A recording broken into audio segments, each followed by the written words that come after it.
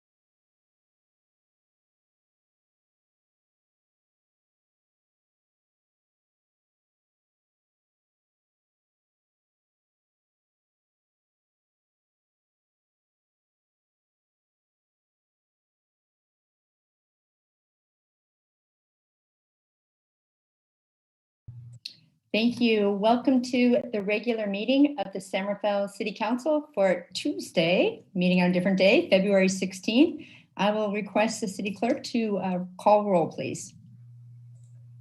Councilmember Bushy. Present. Councilmember Hill. Present. Councilmember Kurtz. Present. Councilmember Urand Galati. Present. Mayor Kate. Present. We are all present and accounted for. We met in closed session. I'll ask the city attorney if there's any reportable action. Good evening, Mayor Kate and council members. There was no reportable action taken in closed session tonight. Thank you. So welcome to everyone out there who's watching our virtual meeting. Those watching from home can take a moment to see all the faces of staff that supports us in our community every single day. So we know that during the meeting, you see a lot of the council, but it's really important to see the people who are running our city so beautifully. So thank you so much. Last week, we made a big announcement that we've hired a new police chief coming on board, Chief David Spiller. The city conducted a very broad search and had several extremely strong candidates, but it was Chief Spiller's professional expertise and, just as importantly, his deep understanding of that intersection between community and policing that impressed us. We'll be delighted that he'll be joining us in mid-March. But I have to say a very special thank you to Interim Chief Starnes, who's been with San Rafael PD for 33 years. He had no problem stepping into this interim period, and we're so grateful for what you've done, and you'll get us through mid-March. Thank you. Tonight's agenda is a great one. It includes topics of housing and public art. And these are two arenas where policy intersects with social justice. And we look forward with our community to a thoughtful and respectful discussion. We'll kick off this meeting with a land acknowledgement as it honors the original Indigenous people who lived and continue to live in San Rafael. This city is traditionally home to the Coast Miwok people, and we thank these original caretakers of this land and honor their continuing involvement in stewardship practices that benefit us all. I'm looking forward to a great meeting. And with that, I will turn it back to the city clerk, who will tell the public how they can participate. Thank you, Mayor Kate. At this time, I would like to ask staff to please turn your cameras off, and thank you. This meeting is being streamed live to YouTube, where viewers can provide comments in the live chat, or they're welcome to attend by telephone by calling 669-900-9128. And the meeting ID is 899-2635-9885, or they can comment and watch directly through Zoom using the link on the agenda. If you're commenting over the telephone, please press *9 when Mayor Kate opens the public comment period. Once you hear a notification the host is inviting you to speak, you will need to press *6 to unmute yourself. If you're commenting through Zoom, you can use the raise hand feature and let us know that you would like to speak by using that feature, and wait until you've been unmuted. If you are commenting through the YouTube live chat, please write public comment in caps, introduce yourself, and submit your comments to have them read aloud. And please note that there is a character limit on YouTube, so you'll need to submit your comments in groups. Additionally, if you've submitted any comments prior to the meeting by email or letter, they've been forwarded to the City Council and they've been published to our website. Closed captioning is available for this meeting, and it will include the link in the live chat now. Thank you. Thank you, Madam City Clerk. Are there any, getting right to it, are there any comments from the public on any item that is not on tonight's agenda? Thank you. So if you're participating on Zoom, you can use the raise hand feature now, or if you're on the telephone, you can press *9 and wait until you hear a notification that I'm asking you to unmute, and you can press *6. Additionally, if you're writing public comments in YouTube, please go ahead and write public comments, and I'll read those in a moment. I'm going to give them about 15 seconds.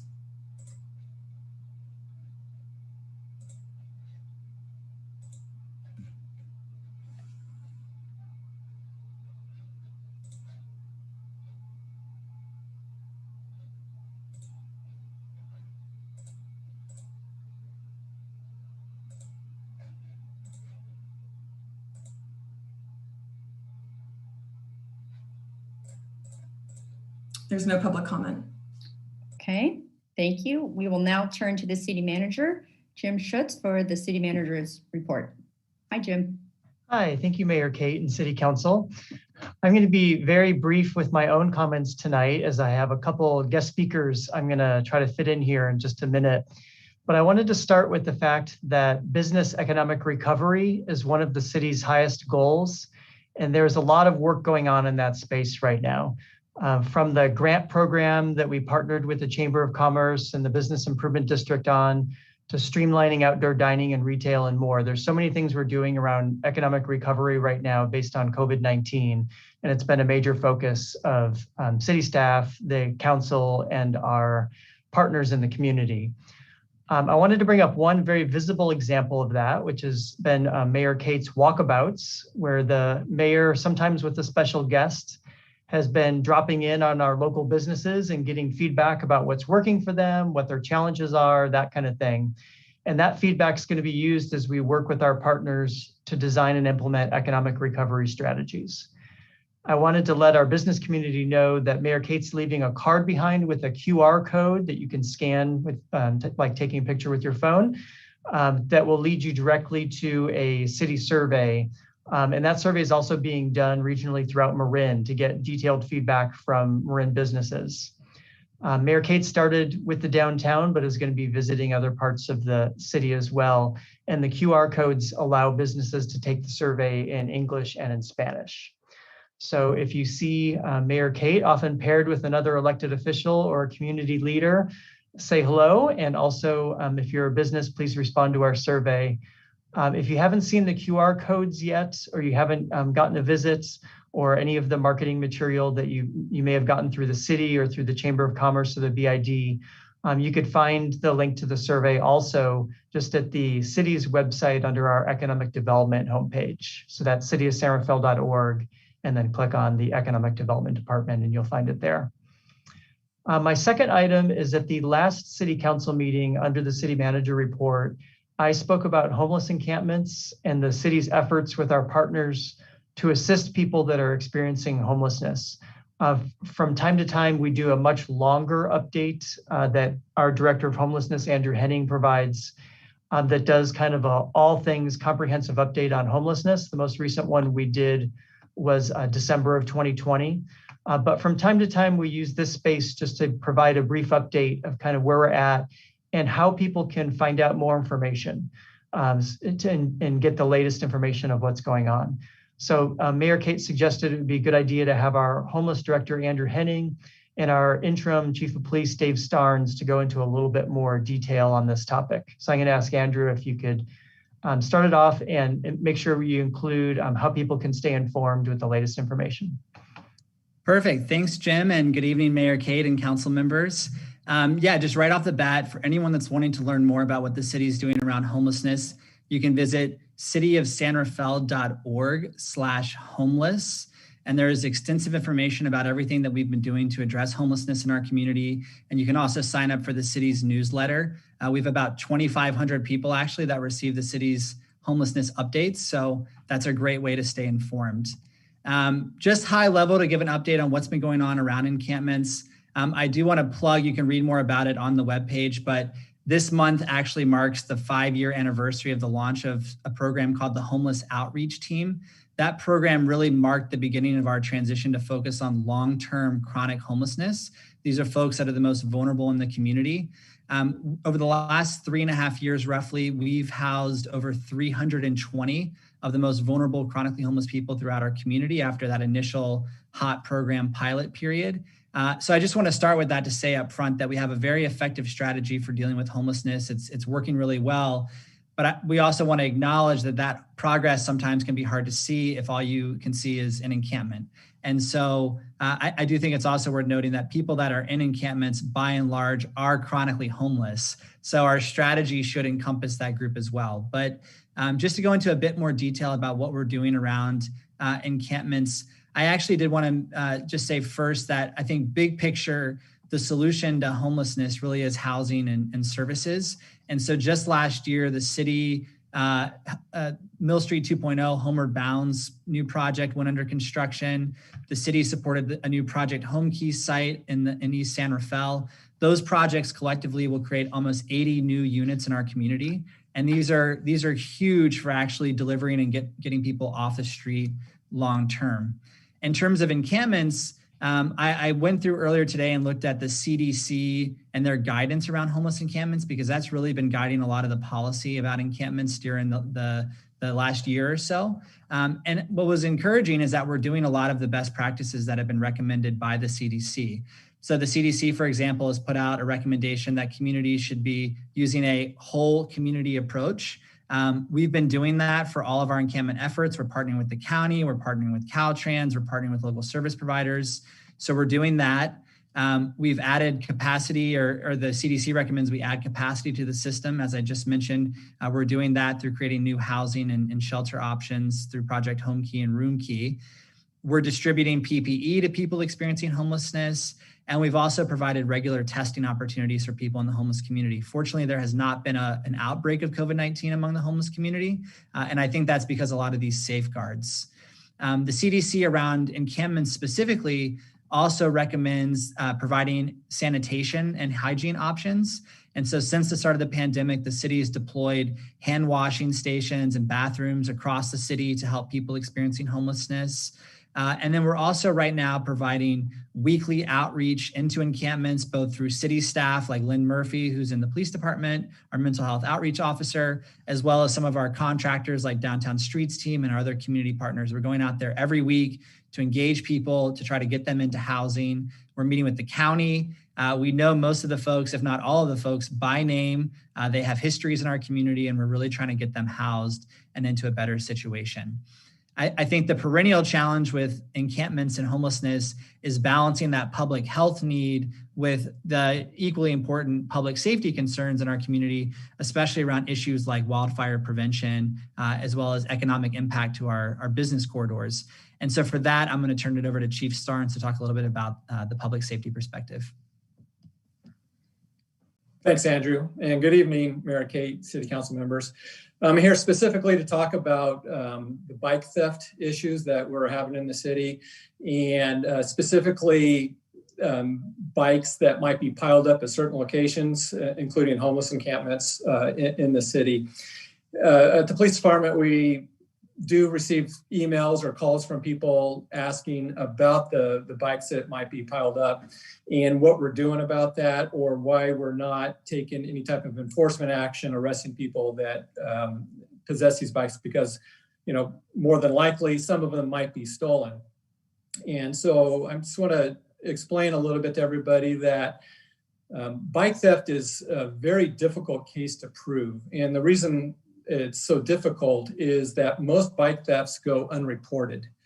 And also, if somebody does report that their bike was stolen, that they don't have the necessary information that the police department needs to take action if we see somebody on a possible stolen bike or in possession of a possible stolen bike. So the problem we encounter on the street is if we see somebody that has a bike that we suspect might be stolen, we're going to be able to, or have to be able to prove that that person had the bike, knew the bike was stolen. And the main way that we would be doing that would be through either a serial number on the bike or a very specific description given to the police officer when the report was made about the bike. So just a little education for the public. I think the best thing for a person to do that owns a bike is to, as soon as you purchase that bike, is to document and keep it at your house of all the information on the bike. The serial number, the receipt for the bike would be great. The make, the model, and how many speeds that the bike has. That helps us when trying to determine if a bike is stolen or not. You could also go to the SRPD website, and then you could register your bike with us at the police department. And it's very easy to find it. Just go under forms, and then you register your bike, and we will have all that information. So if your bike is stolen, then we would be able to enter it into the stolen system. And if any officer does come across that bike, we can then take some sort of action. And I think that's about it. Oh, the other thing on the bikes is even if a bike is in your garage, lock it up. Okay, that is one of the biggest things that we tell people when we're taking a report is, where was their bike? It might be in the back of a car or the back of a truck, or just last night, we had a bike theft from a guy who was eating at a restaurant and didn't lock up his bike. The bike was stolen. We got that person though. It was because it was reported right away. So we do catch them, but make sure your bike's locked and register your bike with the police department or keep a record of the bike, and we will be able to hopefully recover your bike if you're unfortunate enough to have it stolen. So thank you, Chief Starnes and Andrew, and Mayor Kate, that concludes the city manager's report. Thank you, and thank you to our guest speakers on that. I know it's been an issue for our community and concern regarding encampments and bicycles. So thank you both for coming to speak to that. Moving right along, we have the council member reports. These are committees that we have attended on behalf of San Rafael. Do we have any? I know I have some, but let me turn it over to Vice Mayor Bushy first. Thank you. I will be referring to you a bit, Mayor Kate. My first report is on the CMSA board meeting, which was last week. Jason Dow reported that Mayor Kate and Councilmember Kurtz had attended a tour of the CMSA facilities, and that it went well. And General Manager Dow was also very receptive to my report that we had recently appointed a new city council member, Eli Hill, and that he would be also recommended to take a tour of CMSA. So all was well at CMSA. I also attended the meeting of the new library committee, subcommittee on the preparing the conceptual proposal for a combined library and community center at the Albert Park site. That was on the 4th of February. And of greatest relevance for our meeting tonight, I met with representatives of the Point San Pedro Road Coalition. They will be inviting Mayor Kate to come and make a presentation regarding city issues that affect the Point San Pedro Road corridor, and also are working on all of their different committees that they have that have been underway for quite some time, attending to the various issues along the Point San Pedro Road. That is one of their biggest committees deals with the roadway, which we will be hearing from for our new commissioners, our new council members. Sorry. That roadway has a Melrose district, and we as the city council approved the annual assessments that go towards the public-private partnership that maintains the medians along that road. The coalition is very active in that process, so you'll be hearing more about that. The coalition also has committees on disaster and wetlands and the general plan. The most important for tonight's consideration committee that they have, though, is the Loch Lomond Marina Committee. This committee has been following the development on that property, which started on, this is a big report, everything comes back to Mayor Kate. In the General Plan 2020, whose steering committee was then under the careful tutelage of the leader who was to become our Mayor Kate, and that was the beginning. But that was over 2 decades ago. I guess we shouldn't be counting, but the project began in General Plan 2020, was approved in 2027 by the City Council. The recession interfered and the project didn't start development until about 2010. And it is now in 2021, only about 2/3 finished on the residential side. And I would say about half finished on the commercial side due to economic impediments of getting that project built out.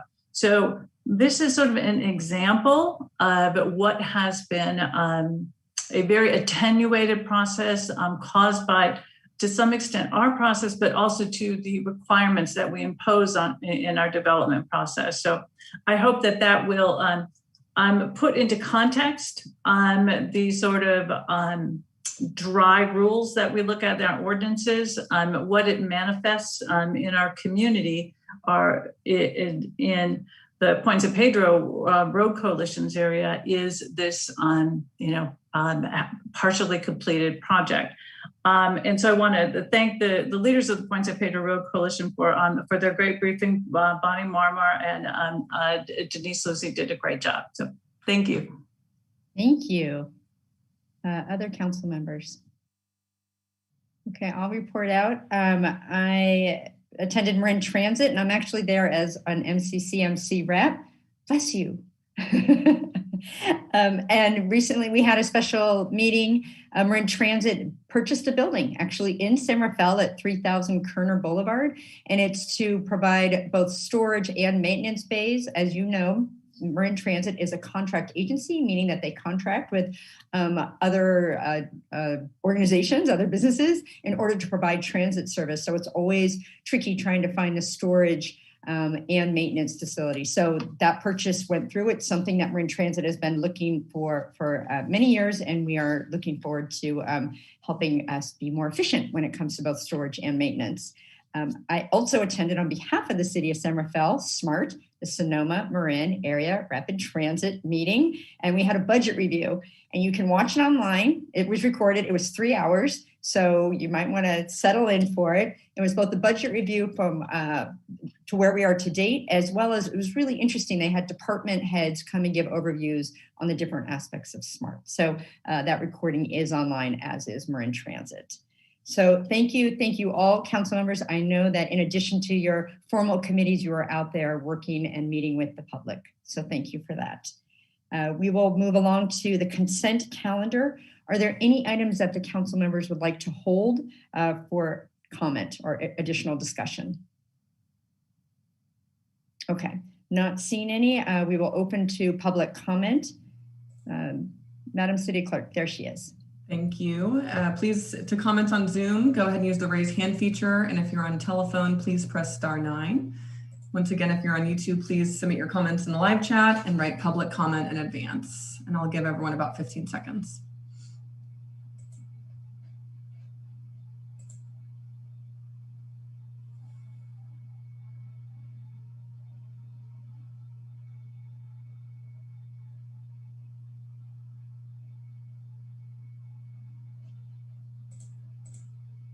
I see no public comment. Thank you, Madam City Clerk. So with that, I request a motion for the consent calendar.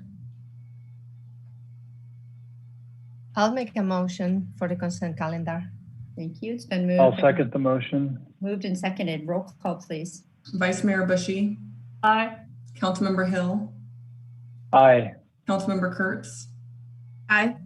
Councilmember Lorenz Galati. Aye. Mayor Kate. Aye. That motion carries 5-0. We will now move on to the public hearing. The first item is item 6A, housing development policies and permitting. A continuation of a conversation I think we started in 2018. It looks like we have both Paul Jensen and Ethan Guy to join us. I will turn it over to you. Well, good evening, Mayor Kate and City Council members. Paul Jensen, Community Development Director. And joining us also from tonight from Community Development is Ethan Guy, our Principal Analyst, and then Ali Judici, our Planning Manager. And what I'm going to do is I'm going to start with some introductory comments, and then I'm going to move on to Ali and Ethan for a presentation on the individual elements of this item. And Ethan, could you bring up the slide deck, please? And you can move on to the second slide. It's kind of hard to believe that we had this grander discussion of housing 2.5 years ago when staff presented a comprehensive report to the City Council on this topic, everything you wanted to know about housing in San Rafael. And what came out of that meeting was actually a very good list of topic areas that the City Council requested that we follow up on. Renter protection, short-term rentals, housing for an aging population, and then lastly, challenges to approving and developing housing, which is the grander topic for the code amendments that are before you tonight. The first two, renter protection and short-term rentals, as you know, we've done a lot of work on these two topics. We've adopted ordinances and established policy and regulations, and also have a transient occupancy tax in place for short-term rentals. We have yet to touch housing for an aging population. Needless to say, we've been busy with the topic at hand this evening. So fast forward, in September 2019, staff prepared another fairly lengthy report on the challenges to approving and developing housing. If you may recall, this report included a lot of information on what we gathered from stakeholder interviews, research, gathering best practices on what's being done in other communities, and so forth. And what came out of that report was we identified 11 challenges to approving and developing housing in San Rafael, and identified 13 measures and actions to consider. Ethan, could you move on to the next slide, please? So what we did as a follow-up to that meeting is we held 2 community meetings. This was before our shelter-in-place order, when we were able to have meetings in the City Council chamber. And in January of 2020, we brought forward to the City Council a housing work plan to tackle those 13 challenges. And we came up with a list of specific policies and programs to move forward with. And I'm happy to say that we have finished 6 of those policies, and 4 of them are before you this evening, and I'll leave the details to Ali and Ethan. But I did want to mention that 2 are on the coattails of what you're looking at this evening. We have an accessory dwelling ordinance that's going to be going to the Planning Commission at its next meeting, a draft ordinance. And then also we have some recommendations for a pilot program for essentially a subcommittee or smaller advisory group of the Design Review Board. We brought some recommendations to the board last fall, and we're bringing them forward to the Design Review Board tomorrow night. Could you move on to the next slide, please?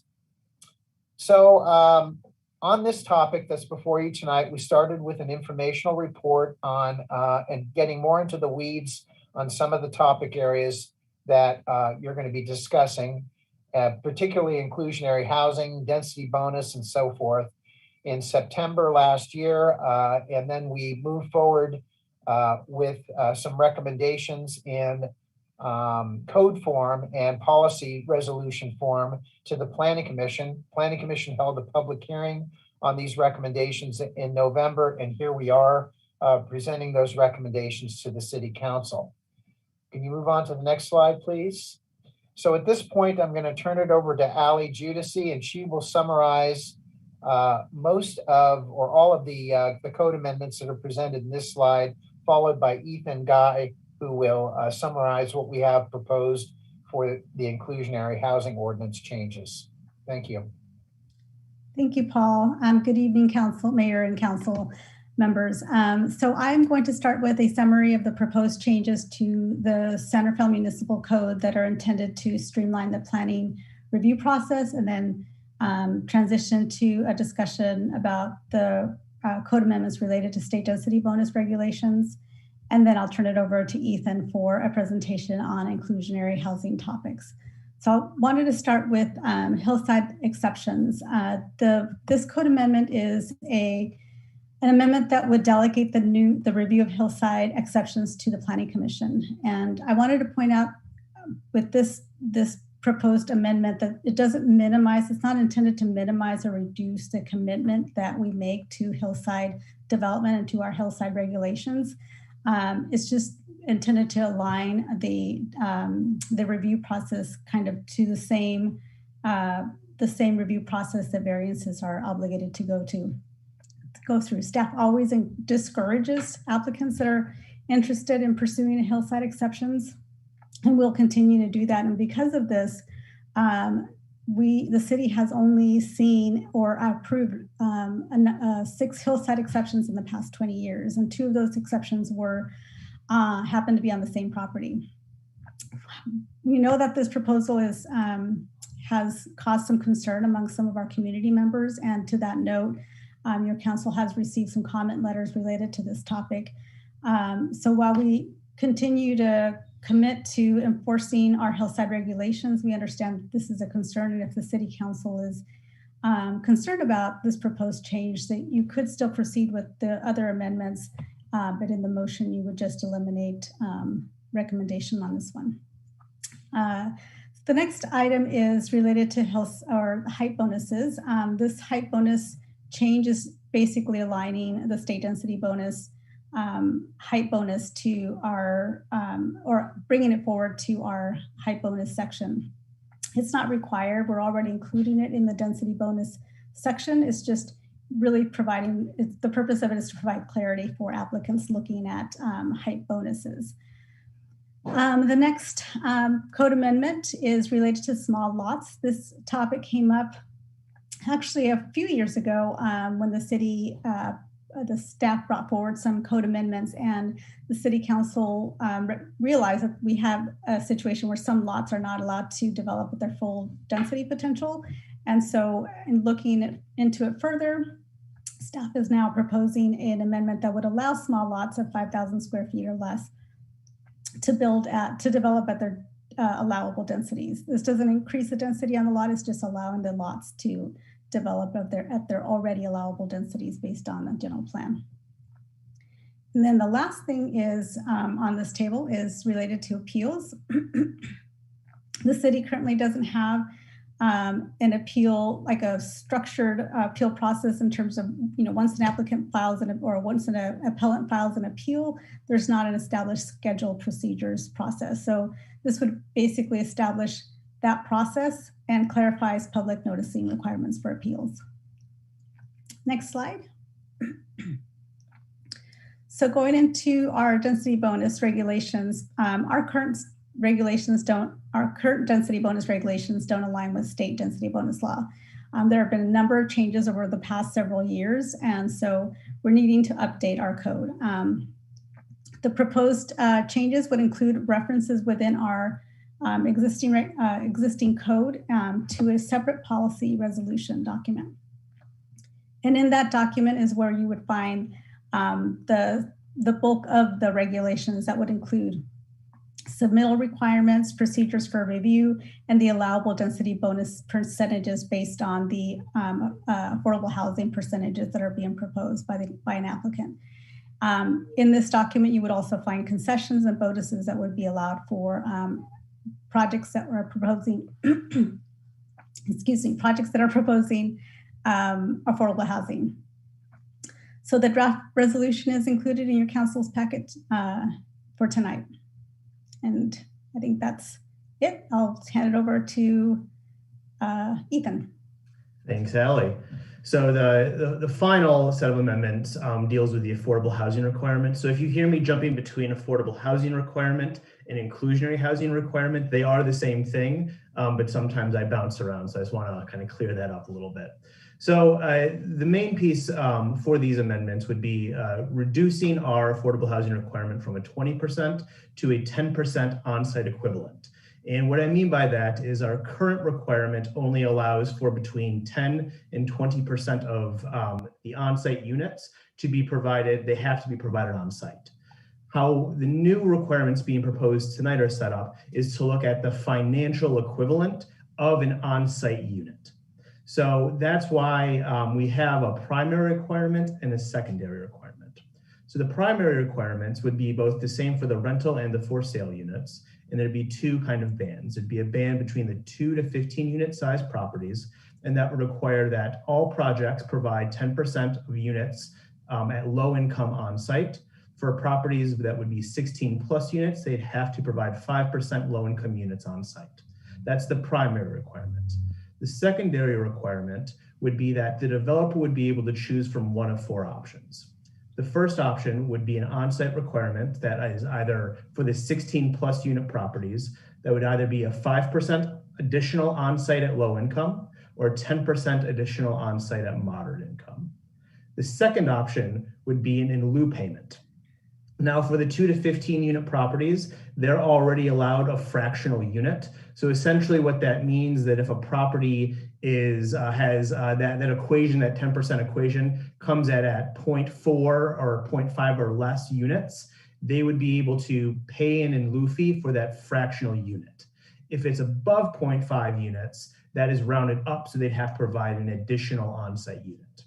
For properties that are between 16 or more units, they would be able to, a developer would be able to pay an in lieu fee payment equal to 5% of the total proposed units. Now, total proposed units refers to the units before the density bonus. An additional option a developer would have would be to be able to provide units off-site.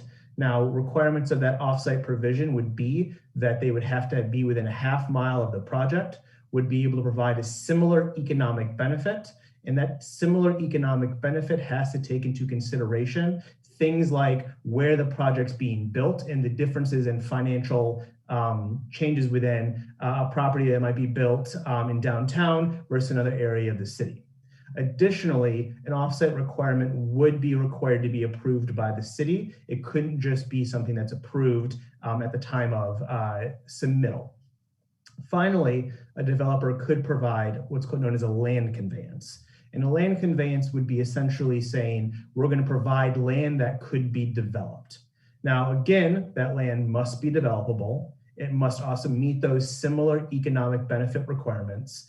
And it also requires it requires city approval. Like the density bonus, there's also a policy resolution document that's attached with this. One thing to note within the ordinance requirement, the amendments would allow projects that have received final city approval but have not yet commenced construction the ability to apply for a modification of their affordable housing requirement that would be consistent with any new requirements that are approved. The policy resolution itself is the thing that sets out most of this and most of these guidelines, what those affordability requirements would be and the differences between for sale, on site, that sort of thing.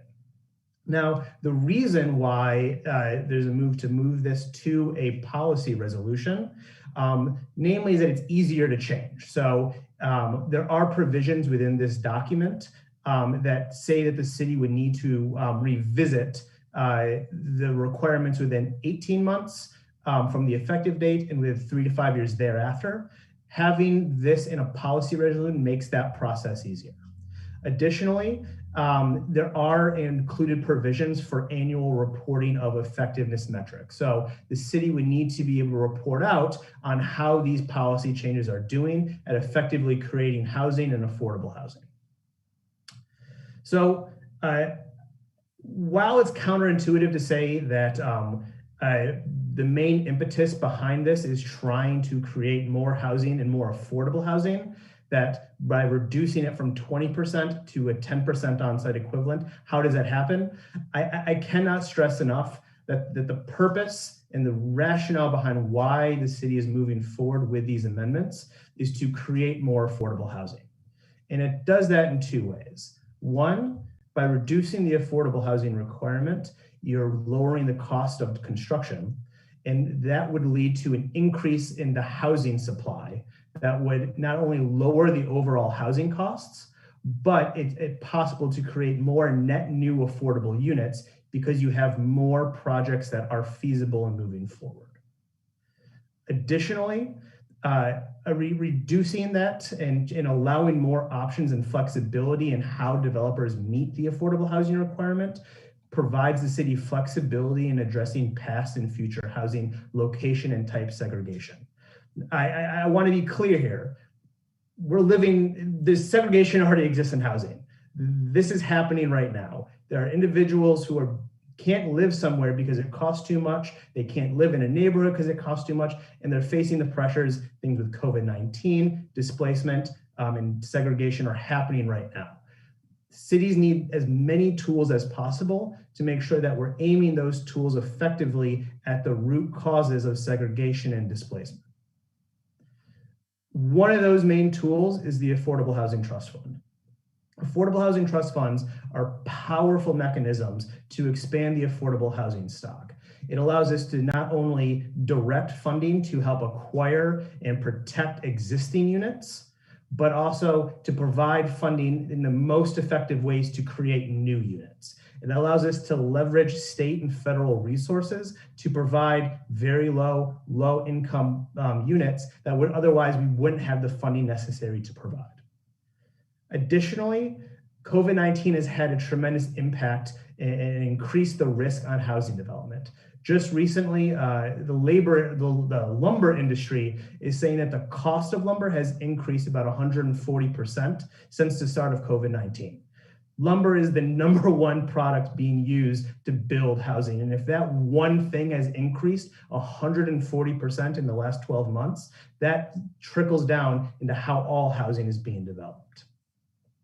Additionally, as I mentioned too, the amendments require that the policy be regularly revisited. And why that's important is because inclusionary housing and affordable housing requirements are really intended to try to capture the value of the market. And the market is not static, it's always changing. So we need to make sure that we have a policy that is always changing. Now it needs to be regularly revisited because what the market conditions today may be very different 18 months from now, and they may be very different 3 to 5 years from now. And then finally, it's helpful to look at the inclusionary housing requirement almost as the floor and the state density bonus as the main factor to help create more housing. Now, the inclusionary or housing requirement itself has been designed to align with the state density bonus law that Ali described just moments ago. And why that's important is because any project that may want to use the state density bonus law is going to need to provide more on-site affordable housing than the inclusionary housing requirements as proposed. So that just sets the baseline. Any project that wants to have more density is going to be providing more on-site affordable housing. So with that, City Council has 4 main options. The first would be to pass the ordinance to print and adopt the 2 policy resolutions. That would be the state density bonus policy resolution and the affordable housing resolution. Second option would be to act on the ordinance and resolution with modifications. 3rd would be to direct staff to return with more information. And then 4 would be to take no action. Thank you. That presentation was excellent. And I have to say the staff report was so well done, and having all the hyperlinks in there, there was lots of information out there for our community. So, but in addition, there might be questions from the council. Are there any questions of staff? Yes, Councilmember Kurtz. Thank you. I mean, it's not even one report. It's so many reports and so many years working on this. I just can't even imagine. I was referring to attachment 2, the status of entitled approved housing projects, where it seems, I mean, we've been operating under the 20% inclusionary, but of the list of projects, which I was trying to reconcile it to the projects listed on the maps, but they didn't quite reconcile, and I wasn't sure if that was intended. The inclusionary rate ranges. There's an 8% up to 20% and everything in between. And I'm curious how that inclusionary rate per project is different. Like I can't quite get if there's a story with each project or if it's just customized as the project is. Yeah, I'll start, Paul, and then you can jump in if you want. Applicants are required to provide a certain percentage of affordable housing depending on the size of their project and whether it's a rental property or a for sale property. So that kind of plays into it a little bit. And then the other part of it is that if an applicant, like Ethan was saying, if an applicant is wanting to take advantage of density bonus regulations, they could propose a higher affordable housing rate, and that will bump them into allowing more concessions, more density, and that sort of thing. So that's kind of, that might be where the variation that you're seeing in the projects is coming from. Paul, do you want to add anything else? Yeah, just a couple of comments. I think that was a good observation because there is a difference, obviously. And some of these projects, like Ali said, involve a density bonus. And there may be a little bit of apples and oranges here in some of these numbers. I apologize. We really didn't have time to reconcile that with the map as well. I can tell you, though, some of the projects that did not require a density bonus, that are the bigger projects like Northgate Walk, are at 20%. And so most of those, or all of those, are met to comply with our current ordinance requirements of 20%. Where you find some of those differences are really the projects with the density bonus. And from what I may be wrong on this, and Ali, you may correct me, but I understand that under our current density bonus provisions, your starting point is lower. And basically you use the state density bonus law instead of our inclusionary housing requirement. Is that correct? So the density bonus regulations start at about the same. It's just that when you're wanting to take advantage of density bonuses, it's higher, the state. Yeah, this report, having the different explanation of each one is really helpful. So like we know Marydale was under the 20% inclusionary and they're way down the path, right, with construction. And we know Northgate Walk is 20% inclusionary and hasn't even gotten out of the paper phase. So I think there is definitely a variance, but it is interesting to have this report. So thank you to see what's going, because it does look like there is a story with each one of these. I do want to make one clarification, Councilmember Kurtz. You had mentioned the Marydale project. There's 350 Marydale, which is 45 townhome units on the former Marin venture site, which used to be the 3R school many years ago. That's the market rate project with 45 units and 20%. The project that's under construction is actually Oakmont Assisted Living. And so, that's basically a different type of housing project. So there's no BMR units in that project. They paid an in lieu fee. All right, great. Thank you for that clarification. Thank you. Additional questions? Councilmember Hill. Yeah, thank you. So I saw the provision that allows folks to basically come back and have their project reconsidered under these new terms. Do we have a sense of how many projects outstanding that could or would, that we believe would take advantage of this, and any model for like a data-driven application of that policy? It's a good question. I don't know specifically how many projects would be willing to kind of reconsider. I do know that there are one or two developers who, during the process of creating this policy, have reached out and said, this is something that if it was around when we underwritten our project, would have made the project more feasible. And some of those projects aren't under construction yet. Yeah. So I would have to imagine that they would come back and apply for a change in their inclusionary requirement.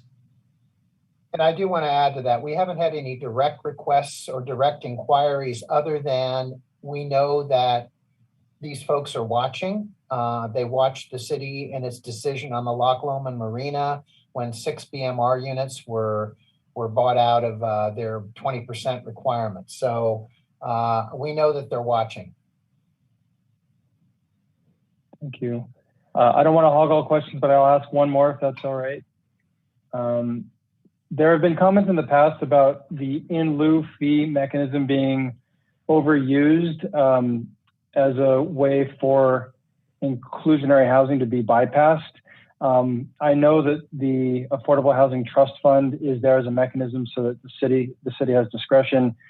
Can you help to characterize how that's been used? I know that folks are probably familiar with the recent past and how they've been applied, but I think it'd be helpful for staff to just talk about how in lieu fees have been used, just to, if we can, at least quell that notion, just to make sure it's not doesn't feel like a bypass, if you will.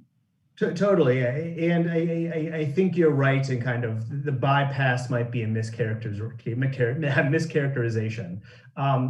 And the main reason for that is the in lieu fee is still a lot of money. We're talking about $343,000 per unit currently. That's a lot of money.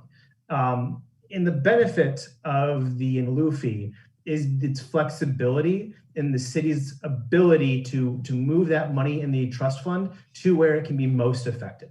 So I think in the September 8th staff report, I used a leveraging ratio from nationwide survey of trust funds, where they're seeing about a 6-to-1 leverage ratio. So what that means is that $1 in city trust fund spending is getting $6 in return from state and federal sources. In that survey, the highest number was about 14-to-1. So what that kind of boils down to is that a city is able to turn 1 unit's worth of affordable housing into significantly more affordable housing through the use of the trust fund. So in Seattle, in a recent analysis that looked at what they were able to do, they were able to turn 1 unit of affordable in lieu fees into 3 units of affordable housing.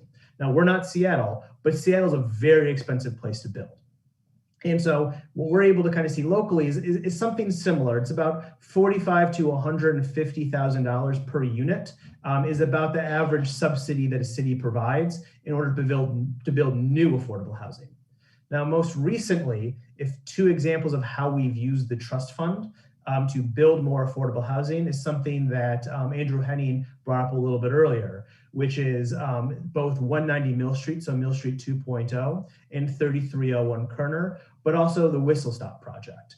All 3 of those projects received funding from the Affordable Housing Trust Fund, and a big portion of the funding, we wouldn't have been able to fund all 3 projects if it was not for the Loch Lomond Marina buyout.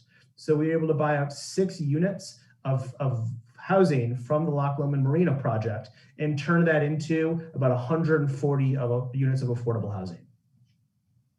And Councilmember Hill, ask as many questions. I mean, that's why we're here. Yeah, thank you. I think, I'll make this my last for now. Obviously, we'll have time to comment later. I noticed that there's a consideration for the fact that the form-based code is being concurrently considered, and it's moved through Planning Commission. Do you obviously the reason why it says we'll figure it out as we get there, but do you see that any of the policies adopted here today that might be diminished or effectively muted? What kind of adjustments could we anticipate depending on how the form-based code shakes out? I can attempt to answer that question, but I'll probably punt it to Paul to finish it up. From a very high level, the form-based code is also trying to take into consideration the density bonus, just like we are taking into consideration the density bonus in these proposed amendments. But Paul, I don't know if you have anything you want to add to that.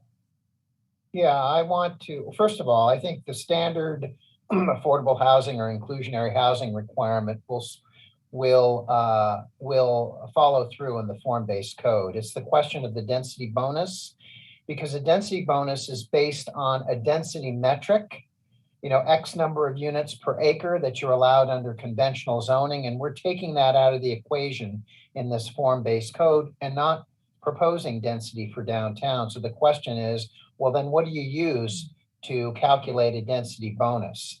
And we understand that this has been done elsewhere where they've had form-based codes.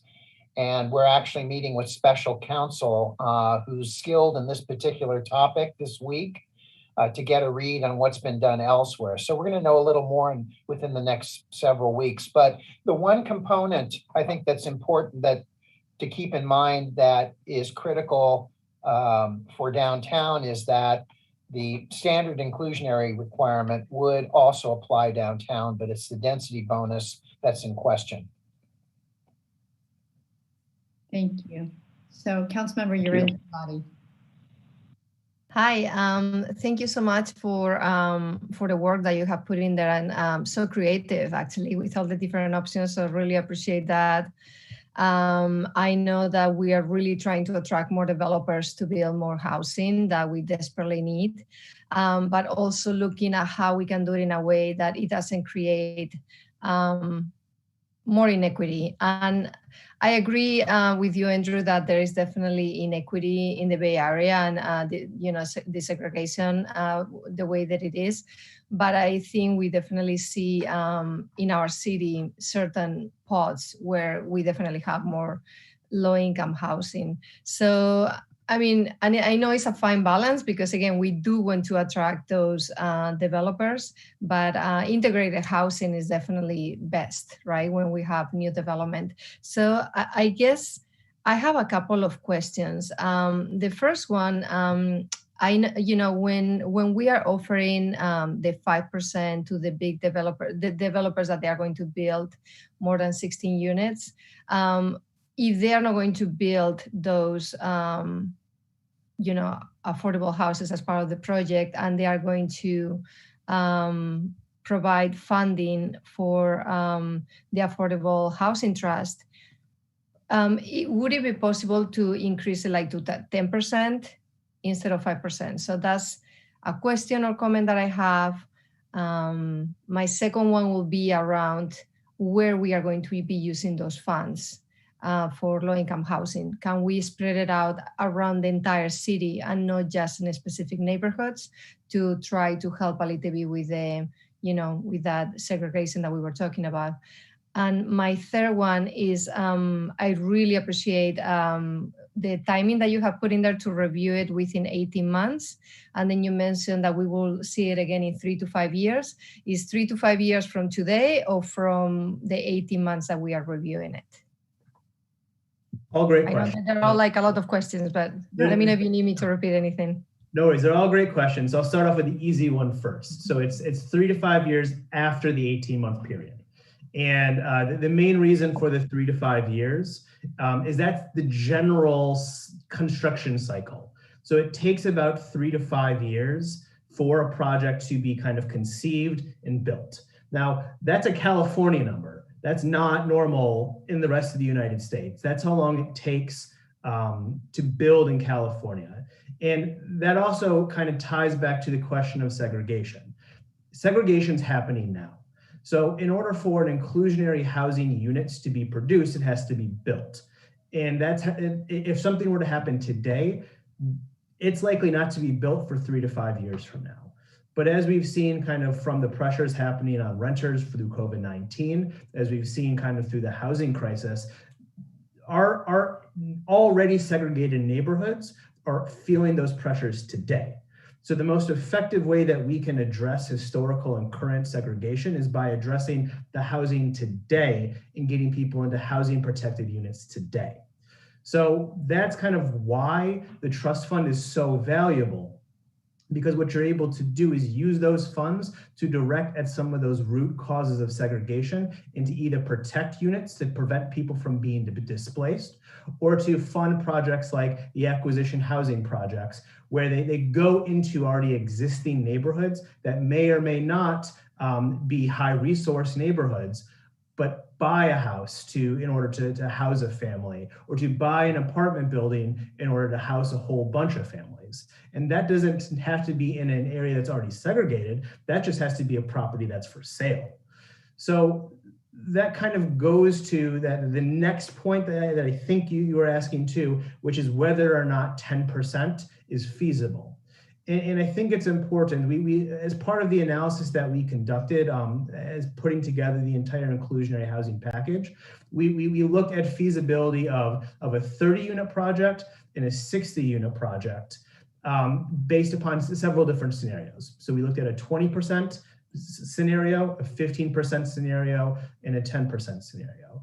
So we took that low-rise 30-unit property and that mid-rise 60-unit property and said, what is a feasible, what number of profit do they have to reach to be feasible? Now, feasibility ranges between 10 and 20% generally is what we were finding when we were talking to developers. That's the amount of profit they have to make on a project for them to move forward. So we used about 15%. It's kind of a middle ground. There's going to be projects that reach a 15% cost that aren't going to be feasible. So when we looked at that low rise and that mid rise, at the 20% level, most of the projects weren't feasible. At the 10% level, in looking at whether or not it was a very low income, a low income, or a moderate income property, they were feasible at the 10%, which is what's being proposed today. At the 15% level, there was a lot of play that was happening. So that 60-unit mid-rise property was not feasible at the very low or low income mix. And additionally, that 30-unit property was only reached a threshold of 15.1% profit, right? So it was just above that 15% threshold to be feasible for the very low and low income property. Now, why that's important is because there's a spectrum of feasibility. So you could set the onset requirement at 10%, but the trade-off is that there's going to be fewer projects feasible. And that means that there's going to be fewer units built. So that's arguably why why we made that recommendation for the 10%, is because we wanted to maximize the ability for all projects to be feasible. And then one kind of final point, hoping to kind of hit on all the questions, is that in order for us to address the housing crisis and to meet our RHNA, we need to build big projects on a lot of them. So we want to be able to incentivize those 60-unit mid-rise projects. If we're increasing the inclusionary housing on those 60-unit or larger projects, we're disincentivizing developers to build the type of housing that we're going to need to address the housing crisis and to meet our RHNA allocation. And thank you so much. That actually is very helpful. I was looking more at, I was talking about the 5%.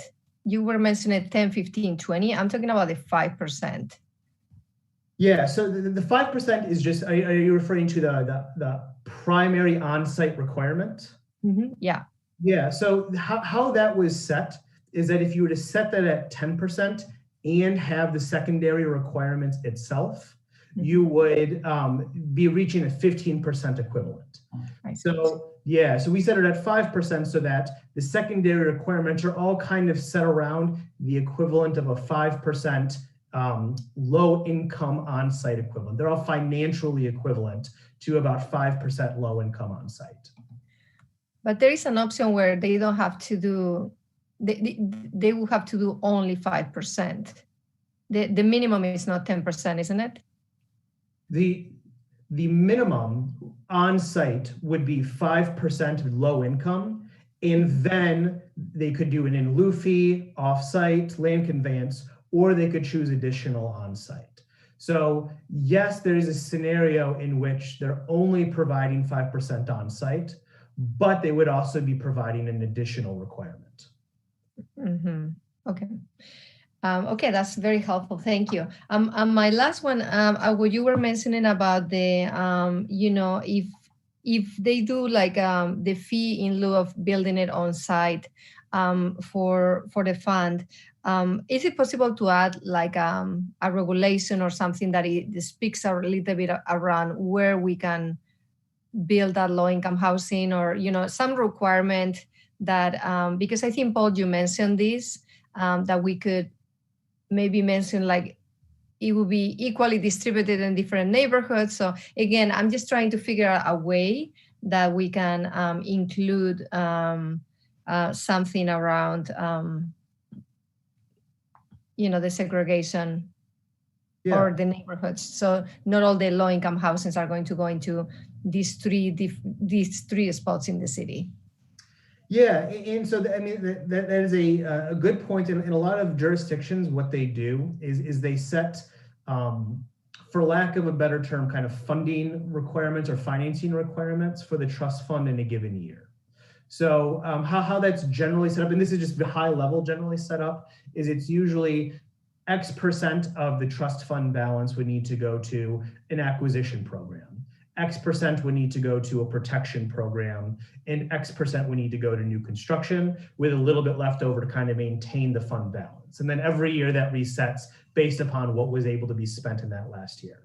Now, why that's important, especially when dealing with segregation, is kind of a product of segregation is that you don't necessarily need to use the geographic terms in order to figure out kind of how to best address the segregation. You can design programs aimed at acquisition, protection, that get there the same place with maintain the city's flexibility in order to address those root causes. So kind of what I mean by that is segregation in housing is so prevalent that we can design programs that address segregation without ever needing to bring up geography. Okay, thank you. That's great. And I guess I still have my school board in the back of my head where I know geography is huge for the schools and the segregation that we currently have. So that's why I was trying to be a little bit more like if there's something that we can include as part of these, I think it would be really good to spread it around the entire city. And it's definitely an option. And that's not to say that you don't need to include geography. Just the main reason for not including geography is just to maintain flexibility, because you don't know when a project's going to develop in an area. That's the only reason why you wouldn't necessarily want to create geography. Okay, thank you. Thank you. Councilmember Kurtz, did I see you raise your hand? Did you have an additional question? I'll hold if Vice Mayor Bushy has some, I'll hand it off. No, you've done this too many times. I just want to go back to the village side for a second, the Loch Lomond, since that wasn't included in the additional narrative. But I think Vice Mayor Bushy mentioned it. So now that the in lieu fees have been paid for that project, is construction underway? And the number of units that were committed are being committed now, and how many of that project will be sort of a mixed income housing? Well, I can answer that. I'm way too familiar with that project, much more than I feel comfortable. But here's the situation with Loch Lomond Marina. As Councilmember Bushy reported earlier, about 2/3 of the housing units are built. That project was built or approved for 20% below market rate, all for sale. 11 of those units are actually built and occupied. So right now, just taking out those 6 units, what that project will end up being is a market rate project with 13% below market component. So we're going from 20 down to 13. They bought out 6. Now, interestingly, we had a meeting last week with the Oversight Committee, and the master developer that has owned this project for some time announced to us that they have a potential buyer for the housing that wants to buy out and build the remaining part of that project, plus the mixed-use building, which contains 5 condominium units, which sounds very promising. And we're doing what we can to make it happen, because these folks love the project. They don't want to change anything. They want to build it as is and just come in with building permits. And so that sounds promising. And a lot of it had to do with the fact that this BMR requirement was diminished from that second phase of the project. And one clarification too, I just want to add, we've only received half the in lieu fees. So we're getting another $1.8 million at the end of March. I think from my perspective, and we've currently, from the number of projects I've seen that you've shared of the information, very few of them are committing to the 20%. So it's already a negotiated process.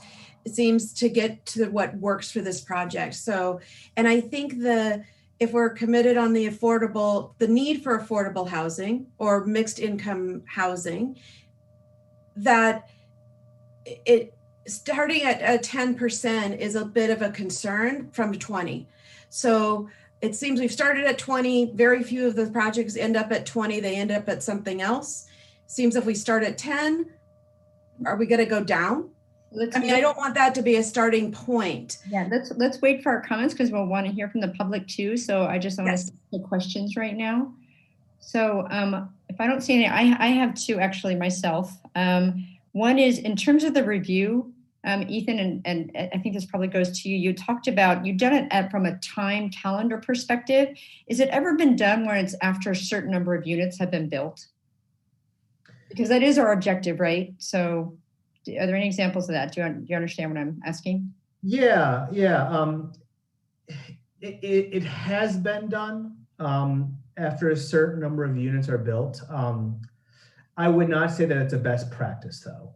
And part of the reason for that is just because there's so many different factors that go into the development of a project that what the effectiveness might be different. So you might, units being built may not necessarily take into consideration projects in the pipeline.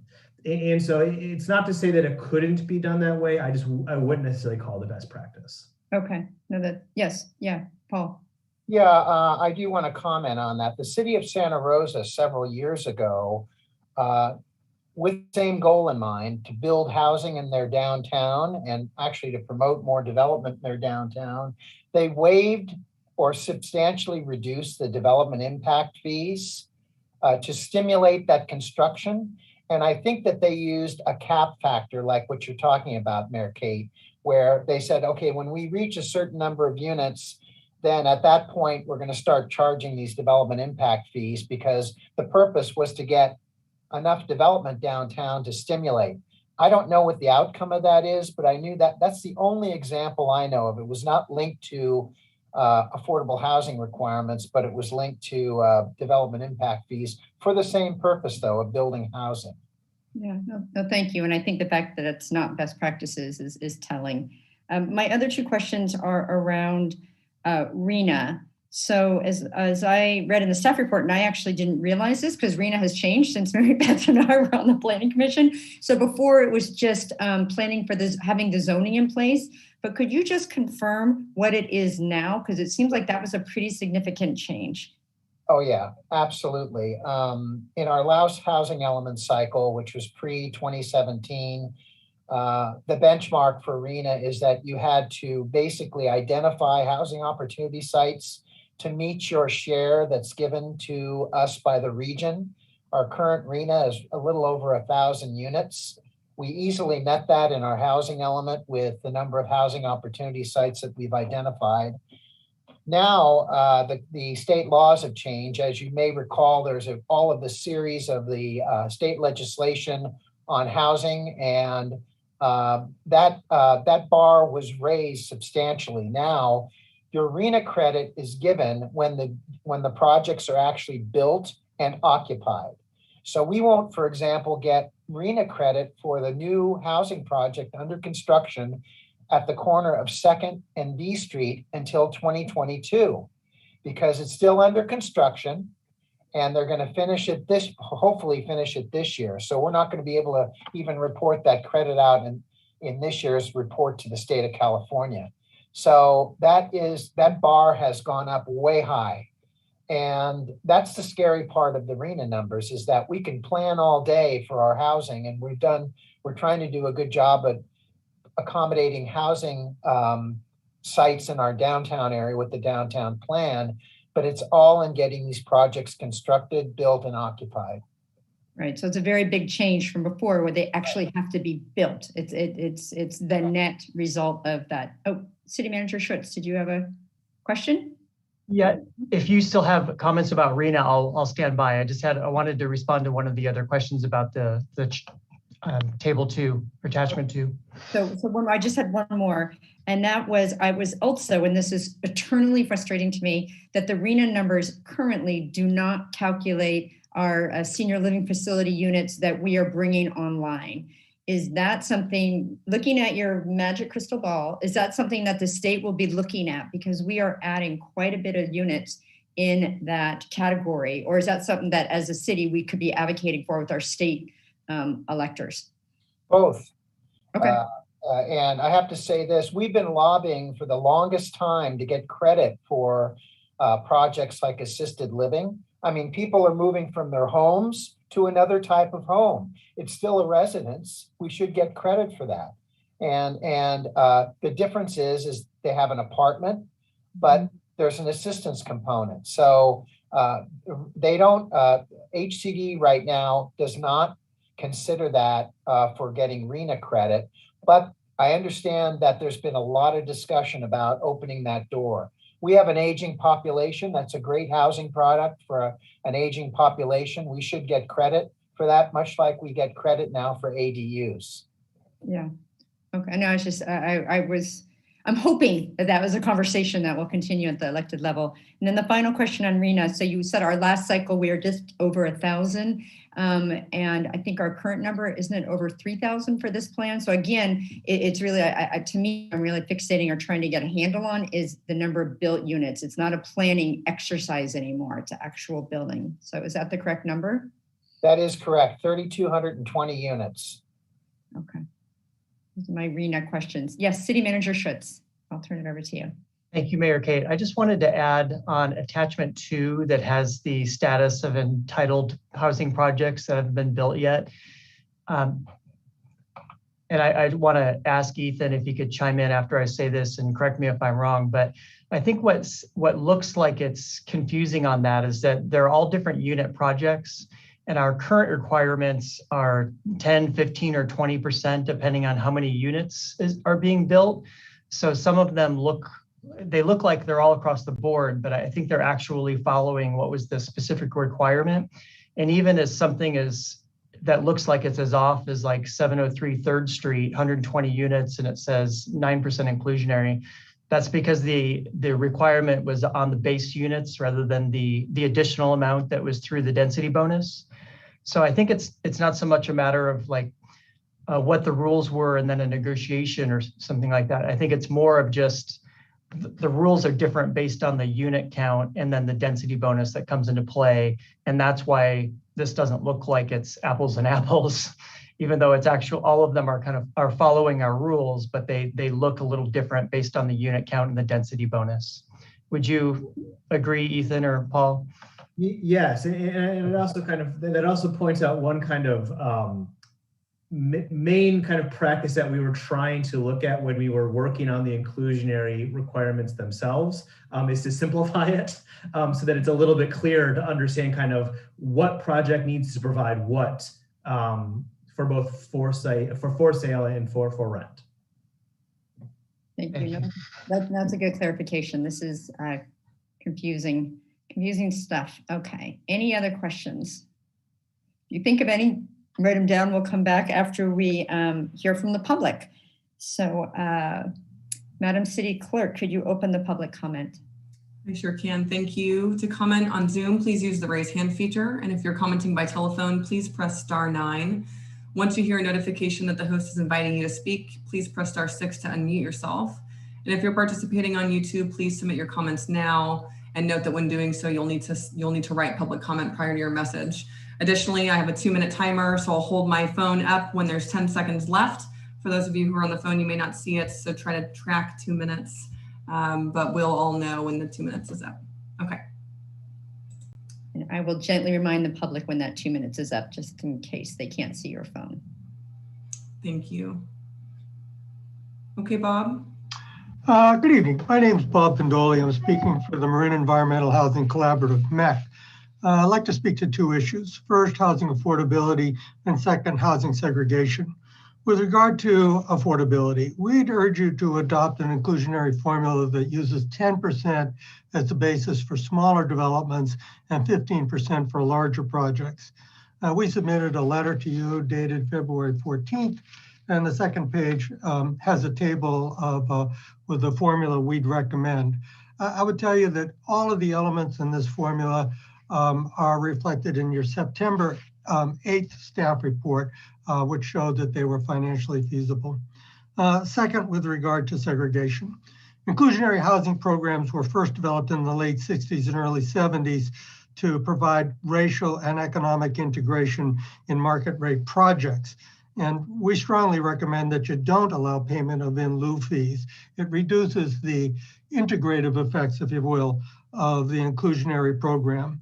And I'll stop by citing a project that I hope is going to happen in my neighborhood in Marin in North San Rafael. There's a 70-unit project that's in the early stages of planning. With 5%, it would get 4 units of affordable housing at best. And in our demographics, that's a segregated project. Even at 10%, it would only be 8. If you get it up to 15, which would work in our formula, you'd have a dozen units that are potentially occupied by minority persons. I'll conclude my remarks by saying that the rest of the recommendations we think are great. We think they're going to do a lot to promote housing development in San Rafael, including affordable housing. And I'd leave you with our concerns about the affordability and the segregation effects in the proposed inclusionary formula. Thank you. Thank you, Mr. Pendoli.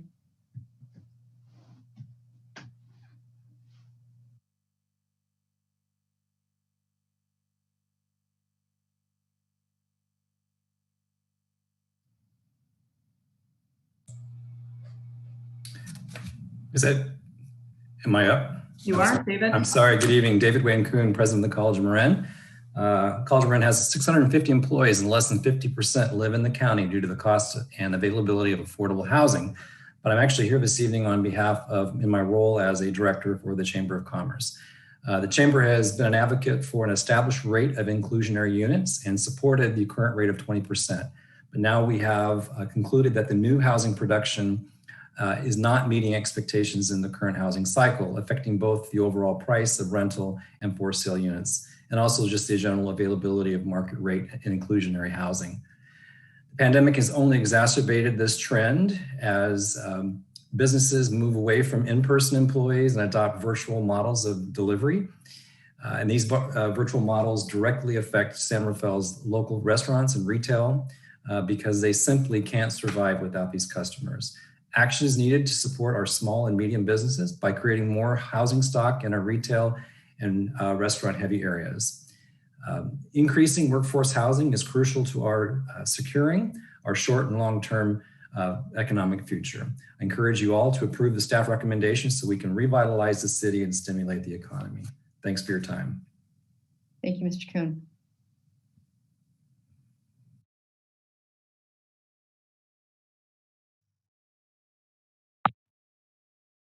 Good evening, it's Diane Henderson-Glasinski. I'm a resident and property or a small business owner in San Rafael. And tonight I come to you as a member of the board of directors of the San Rafael Chamber of Commerce.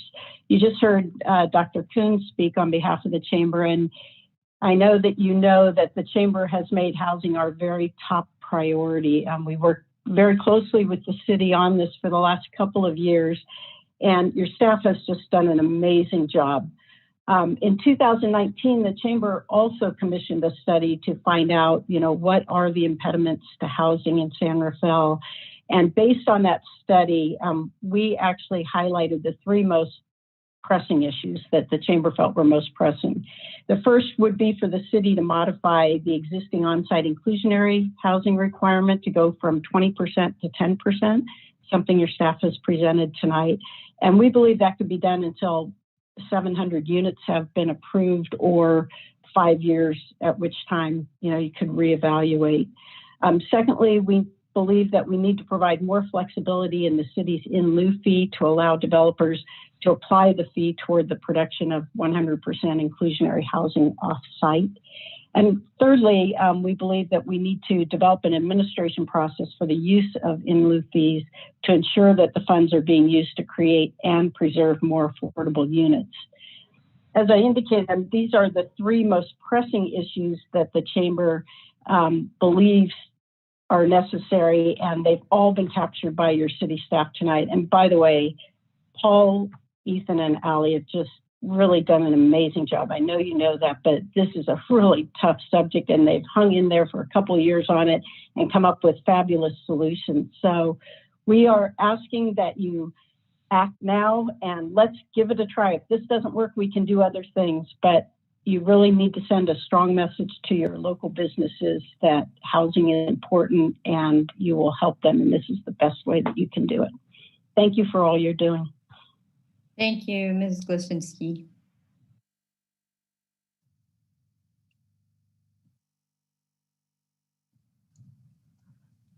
Hello, can you hear me now? Yes, we can. Go ahead. Excellent. Hi, this is Brad Rogerson. I am also from the Chamber of Commerce. I am a real estate attorney here in San Rafael at Hanson Bridget, and I am the vice chair of the Chamber right now. And, my board members, colleagues have kind of already touched on the big picture things and the things that we are here. We're obviously here to support this. I can only second that the staff has done an amazing job, has thought this through, obviously, clearly. They've been doing this for 2 years, really looking intently at what the obstacles are, and I can tell you since, I've been in the Chamber, this has been an issue. And I think it's time right now to do something about it. And you've been given a perfect, opportunity to do something that's been thought through and has been incredibly reasoned. And I think you have to put we've talked about incentivizing developers, but that's where I think that 10% is very important. You have to, make it clear to them that they are, that you want to work with them to make these profitable for them, because it makes us a better city. It opens up units. 20% of nothing is nothing. So I think that, we're here to support it. I think it's been handed to you by an excellent staff, and I just urge the council to adopt it. Thank you, Mr. Rogerson.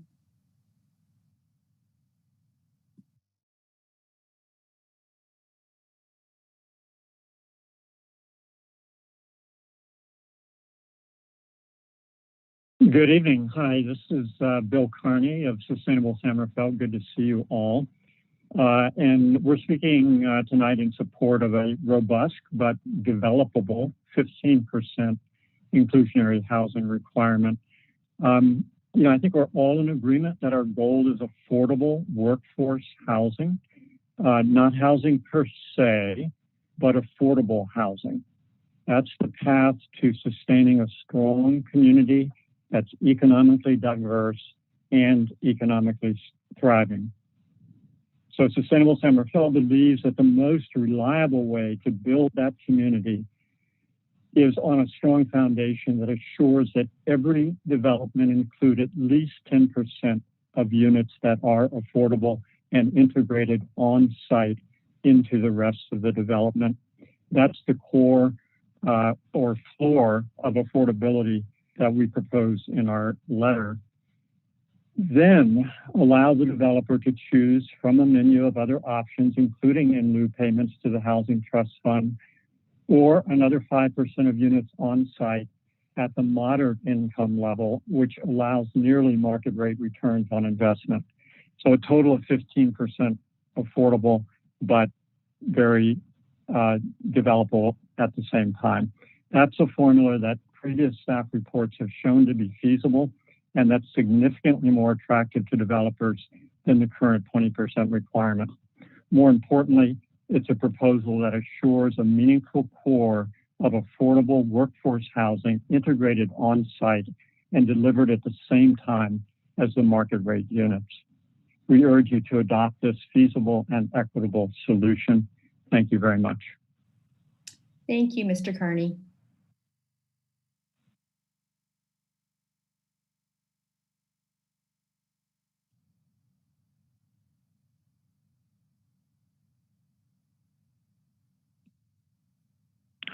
Hi, this is Tom Monahan calling. Can you hear me now? Yes, we can, Mr. Monahan. Thank you. Good evening, Mayor and council members. I wanted to thank you for your time tonight for this important decision. You know, I want to applaud the city staff for their work on the policy plan, and I think they've done a great job of articulating why housing is not being built in San Rafael in a meaningful way, and most importantly, you know, their recommendations on how things need to change. So I'm in favor of the 10% affordability level. I think that many of us are on the same page with that requirement, and I think we can all agree that the BMR requirements are an excellent tool to create the much needed affordable housing. The problem is when you start to add higher requirements, the math starts to get out of whack and it becomes more difficult.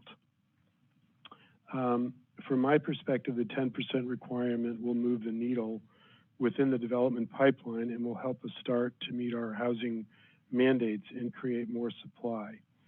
The 15% requirement probably will not spur the type of development activity that we want to see. So we have two potential projects downtown, and we think that with a 10% level of affordability, they become financially viable. And at 15%, they become less viable. So we think tonight's decision will influence whether or not we can move forward with those projects or not. And I hope that this adds some perspective from the developer's point of view. And I hope you can move forward tonight with the 10% BMR requirement to make a strong pro-housing stance for San Rafael. Thank you very much. Thank you, Mr. Monahan.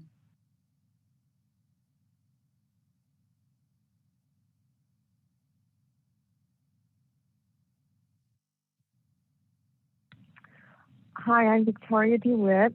I live in the West End neighborhood and submitted a letter along with other neighbors opposing the current proposal to change the approval process for hillside exceptions. I encourage you to pull this item from the agenda and ask staff to provide additional information at a future date to align this with the existing code for exceptions and create a better solution to the exception approval process for hillside development. Thank you. Thank you, Ms. DeWitt. Yes, we did receive your letter, so thank you. Okay, I'm going to move on to our comments received. I will also add we did receive a significant amount of correspondence that have all been posted with the agenda, and then some who do refer to Victoria DeWitt's correspondence as well. Any correspondence received after 5:30 when the City Council entered closed session, I'll be reading aloud into the record right now. Okay. Dear Lindsay Lara, San Rafael City Council and Planning Commission, I support Victoria DeWitt's letter dated 2/16/21 to the City Council for Agenda Item 6A. I oppose the downgrading of hillside exceptions, San Rafael Municipal Code 14.12.040, from the City Council to the Planning Commission. Thank you, Susan Bradford. My name is Roger Smith, and I've had my business in San Rafael for over 40 years. I live just over the border in Country Club. I was on the General Plan 2040 Steering Committee, and I currently am a member of the Citizens Advisory Committee on Economic Development, CAC. I've also served in numerous other volunteer boards for the city over the past 30 years, and I'm an active member of the San Rafael Chamber of Commerce. I would like to urge passage of the package of housing policy changes. Although reducing the affordability requirements may appear to be a step backward, it is actually a well-conceived step forward. Despite numerous policy attempts and a variety of planning efforts over many years to encourage more housing in Center Fell, results have been disappointing and housing production has consistently fallen far short of our goals. Clearly, if we were to provide a place for new residents and retain more of our existing ones, there is a need for a new direction. The set of modifications contained in the staff's recommendations are thoughtful, well-researched, and carefully crafted. They provide an enlightened, modern approach to a challenge that we have failed to meet for many years. I would also add that you should not fear a wild rush of development. The safeguards that remain in place make that extremely unlikely. In addition, like nearly everything you do as our city council, if these revisions do not work as intended, they can be changed and adjusted. In fact, as also noted by the CAC in our letter to you, I hope that at some point in the future, you will indeed measure the impact of these policy changes to better inform future decision-making. My name is Lynn Robinson. Allowing affordable housing be offsite is segregation, and you're aiding and abetting this. We must have combined housing. My name is Kate Powers. Question: would you explain why the ordinance and resolutions are proposed prior to updating the housing element and prior to adopting ODDS, i.e. sequencing? If there were public concern about impacts environmental or to community with LG development and with CEQA exemptions, what would be public process for comments? Under what circumstances would a waiver or reduction of development standards regarding setbacks, lot coverage, open space, or parking requirements be allowed? Thank you. And I'm just gonna make sure that we're getting no more comments coming in. That seems to conclude the public comment period. Thank you. I will close the public comment. I know we heard quite a bit of input, but I really only heard one question, Paul, at the end from Kate Powers. Maybe there are some other ones that I might have missed, but why don't you want to start with that? Oh, certainly. It has to do with sequencing. Yeah, sequencing and the housing element. Well, as you know, we started this effort 2.5 years ago. So fast forward, here we are, and then we're also just about to jumpstart our housing element update. We're going to have to address this anyway. So I mean, waiting for the new housing element to fold in these tools, I think would not be wise at this point. And we have projects that are approved.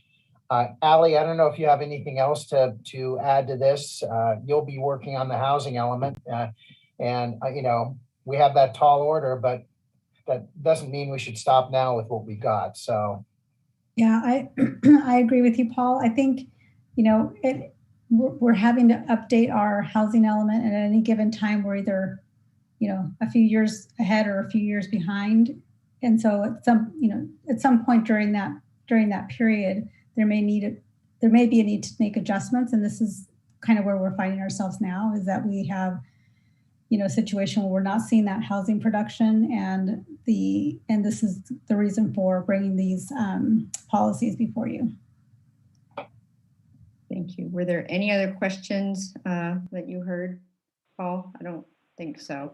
Well, what we'll do is we'll go around, and I just want to, from the public, if there are any other questions. So what I'll do now is I'll go ahead and call on the council members in turn, and if you have additional questions, you can ask them. Otherwise, you can provide a commentary. Vice Mayor Bushy, may I start with you? Yes, I'm delighted to begin. And I'd like to start by trying to answer Councilmember Lorenz-Galati's question or the principle that she articulated about geographical distribution of our affordable housing. That is a cornerstone of our program that has been in place for decades to ensure that we don't have concentrated groups of the affordable housing, so that it's integrated into our community. One of my favorite examples is out in my neighborhood in Chapel Cove. It looks like a development of 9 luxury houses, but one of those is actually a disguised duplex, and those are the BMR units. So that's a principle that we've worked on, that we've been committed to. And I think this current proposal carries forward that principle in that it ensures, first of all, that half of the affordable units developed are on site and will be integrated and are not set aside in particular areas in the development. They're all tastefully integrated and mixed amongst the units. The other half will be available, could be up to the other half could be available for in lieu fees. And there may be developments where all 10% are on site, but the in lieu fees will give more flexibility to give us opportunities to do, as Ethan was explaining, leverage that money into many more units in particular developments. And how we're going to make sure that those don't get all clustered in one geographical area and are distributed throughout our community, we have control over those. We can control where those go. And the difference in developments are versus your previous experience in the school district is that the sites are scattered around all over the place, and there's not necessarily a particular drive to have them in one place. So I think that this current proposal continues and is true to our value of integrating these units throughout our community. So I see that as a big plus. I'm in favor of this proposal. It has been painstakingly, innovatively, and brilliantly brought forward by our staff. We have focused on the issue of what it's going to take to move the needle to get our housing production up. Financial feasibility is the key, and this has been the recommendation to us throughout this process of how we can make a difference to get these units actually built so that we have a chance at hitting something close to our RHNA numbers. So I support the staff proposal and will be voting in favor of it. Thank you. Thank you, Vice Mayor. We'll go to Councilmember Lorenz-Gulati. Any additional questions or comments? Yeah, I had a question. I think if you can actually comment a little bit around, I think a member of the Chamber of Commerce was wondering about the administrative process for the Affordable Housing Trust. So I was wondering if you could speak a little bit about that. Yeah, so from a very high level, our trust fund is managed through a policy resolution that's the guidelines for the management of the Affordable Housing Trust. And at this point, because those guidelines were developed when we had a very small trust fund, it's designed solely to explain the NOFA allocation process. If changes want to be made to the amendments, or if changes want to be made to the administration of the trust fund, that it would be an amendment to this policy resolution. It's a policy resolution, it's not an ordinance, so it is a fairly simple action. So some of those conversations with the chamber, I think are hearkening to some of the best practices in other jurisdictions, which are that kind of percentage breakdown that I was alluding to earlier. So every given year, a percentage goes to X type of program or to maintain a reserve. That's, I don't want to say standard, but in areas where they have a fairly robust trust fund, there are those types of allocations. And the idea there is that, for example, an area that may have a down payment loan assistance program, which is the intent there is to give money to low income potential homeowners, the money to make a down payment to buy a home. If that is a source of funding, then programs can be developed each year and allocations can be made to those sorts of programs. We haven't had a very robust trust fund, so we haven't developed those types of programs, but to make those kind of allocations, you would just kind of have to set that up in the policy resolution document that administers the trust fund. Great, thank you so much. So yeah, I think at the end of the day, we are all looking for the same thing. We just want more housing in San Rafael. So definitely, you know, affordable housing for all the workers that they cannot afford to live where we are because there's not enough housing, but also looking at making sure that we don't have, you know, more segregation. And I know that we currently have it, and it's hard to work around that when we are talking about new housing, because at the end of the day, we do have to attract the developers to build more. So I like the idea that we are going to be taking a look at this in 18 months. And so thank you again for all your work. I know it has taken a long time, and I'm definitely going to support this, hoping that in 18 months is making a difference. And just mentioning, and I know that's something that I talked to Paul Jensen about this, whatever we can do to also speed up the process with developers through the application. I think that could also, you know, improve more developers coming. So thank you. Thank you for your comments. Councilmember Kurtz. Thank you. No question, the amount of time and effort put into this is so reflective in the report that you've prepared. And so thank you for that. I think if this was an easy answer, it would have been solved years ago. And if we look at all the different communities in California and also across the country, many communities are struggling with this. So if we did 10%, 12%, 15%, it's only one piece of all these variables that create the development. So my decision on this is not a reflection of your work or the report or your recommendation. It's really a reflection of, I see that we have almost 60% of our RENA numbers are going to be in low and affordable housing units, if I'm reading that correctly.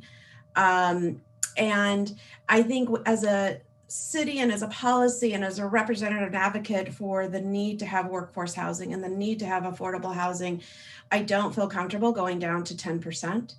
I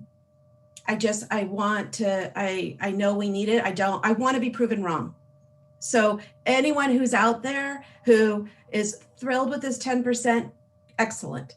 And I hope that we get those developments and we see a spike in affordable housing and workforce housing. I really want to be proven wrong. So, but I'm going to hold my position that I'm not able to go with the 10%. So it's to me, there's so many things in play, and this is just one of those variables, and we'll see. I'd like to see the developments happen. So, but I'm going to have to vote no on this one. Thank you, Councilmember Kurtz. Councilmember Hill. Yes, thank you. So based on testimony provided in consideration for community priorities, I formed an opinion that there is value in taking an incremental approach. I do think that given the 18-month outlay, as well as the 3 to 5 year for the development cycle that was articulated by Ethan, I will be voting for this. I do think that the time is now for action to get a housing stock increased. I see the value in that, and for all the reasons that you said. I am concerned, and this is why I do think it's really critical that we are taking stock of our metrics as we go. I saw that there was a statement of there were 4 indicated there. I would want to make sure that we're aligned on what those are going to be. I noticed that very low income was not listed among there. I know the language was specifically stated as may include, but not limited to. So I'd like to see those metrics be elaborated and identified.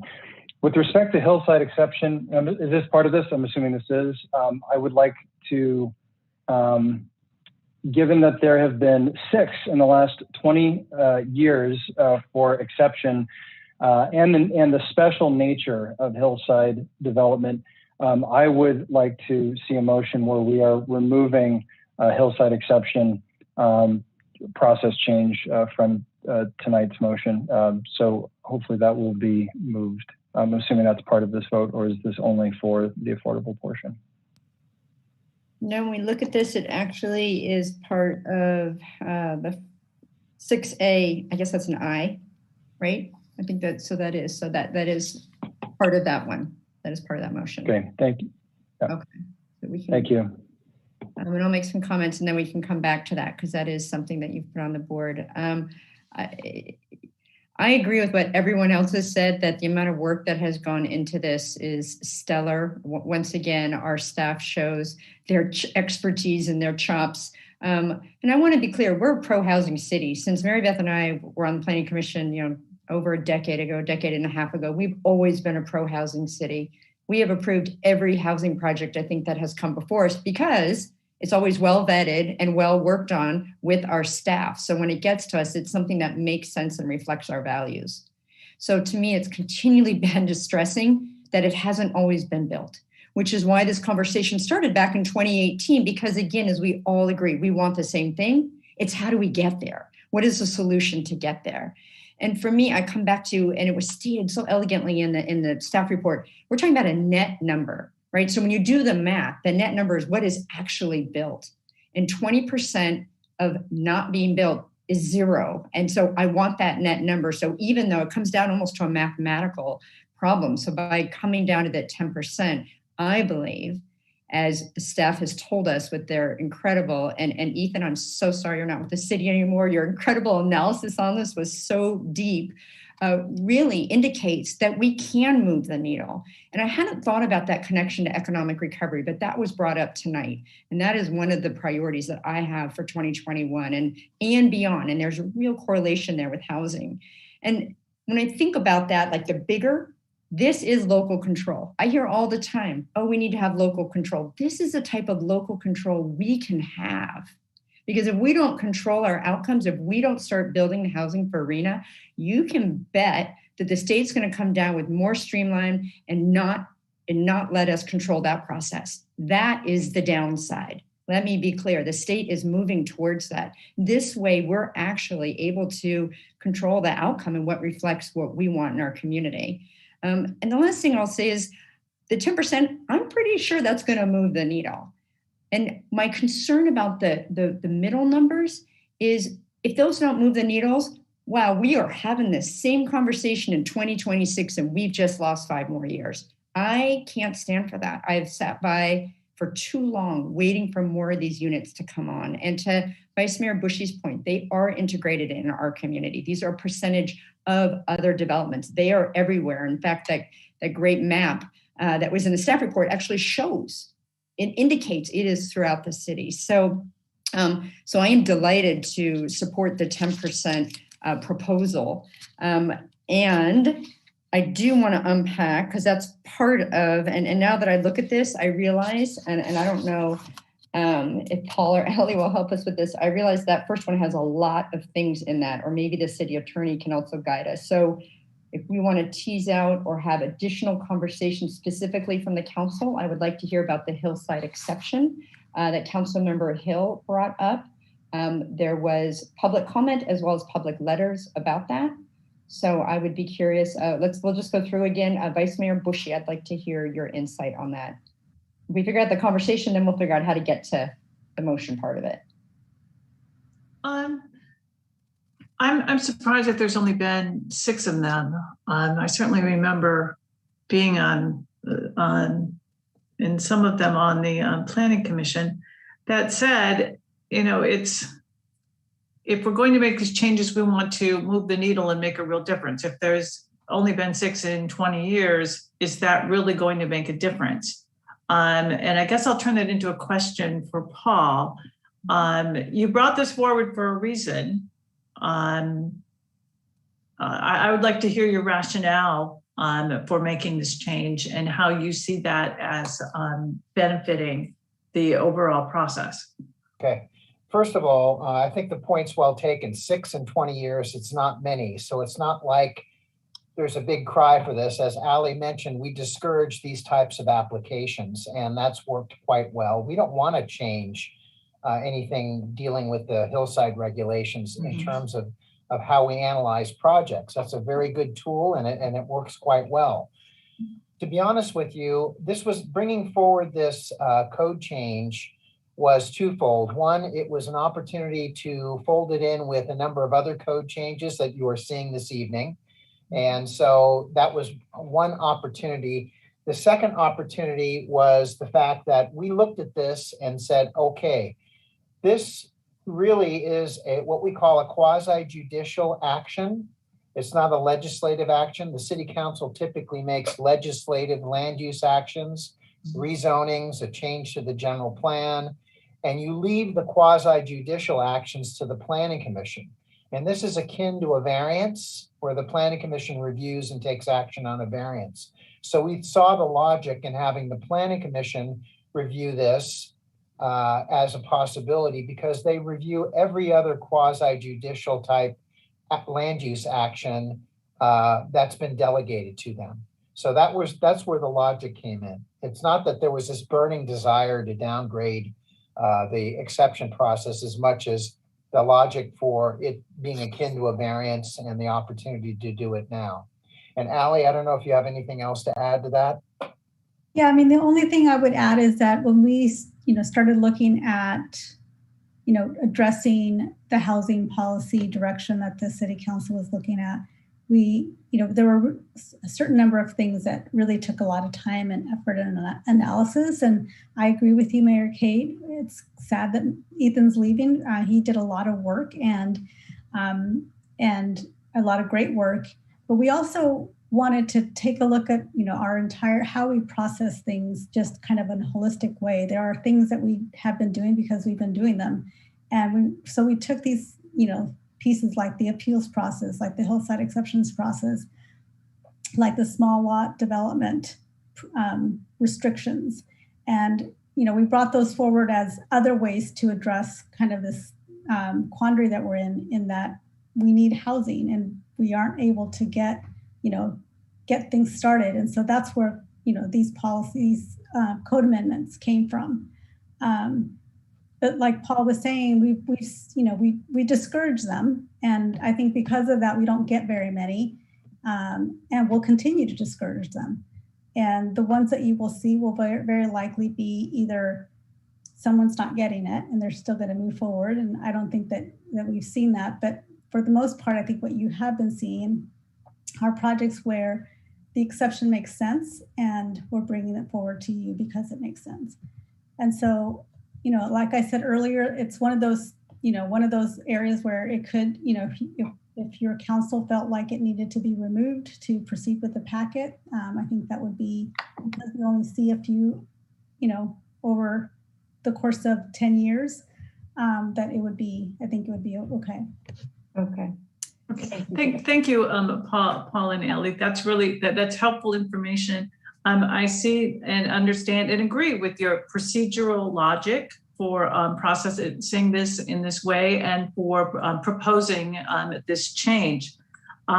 However, procedural logic notwithstanding, and your well thought out and consistent approach, in my opinion, the unique value of the hillside guidelines to San Rafael and the unique importance that our community puts on hillside guidelines, I think that justifies the inconsistent treatment of these particular type of requests to come before the city council rather than just the planning commission. So notwithstanding that, the inconsistency of treatment, I would support removing this proposal from tonight's motion so that it will remain as is. And that is the request for hillside guideline variances will come to the city council, and we will proceed with the other elements in tonight's proposal. Thank you. Councilmember Urens-Gulati, do you have anything to add to that? No, just that I will also support that. Okay. Councilmember Kurtz, anything to add on the hillside exception? No questions. Thank you. Okay. So Paul or Allie, which one of the sections is it? So we can be very formal and make sure that we're very clear. There are many listed, but I don't see it. Yes. I found it. It's on page 41 in our packet. It's listed as proposed amendment C, align hillside exceptions process. Right, but we need the section number. So if you look at the resolution or the pass the ordinance to print. Oh. That's what I was looking for. Apologies. Yeah.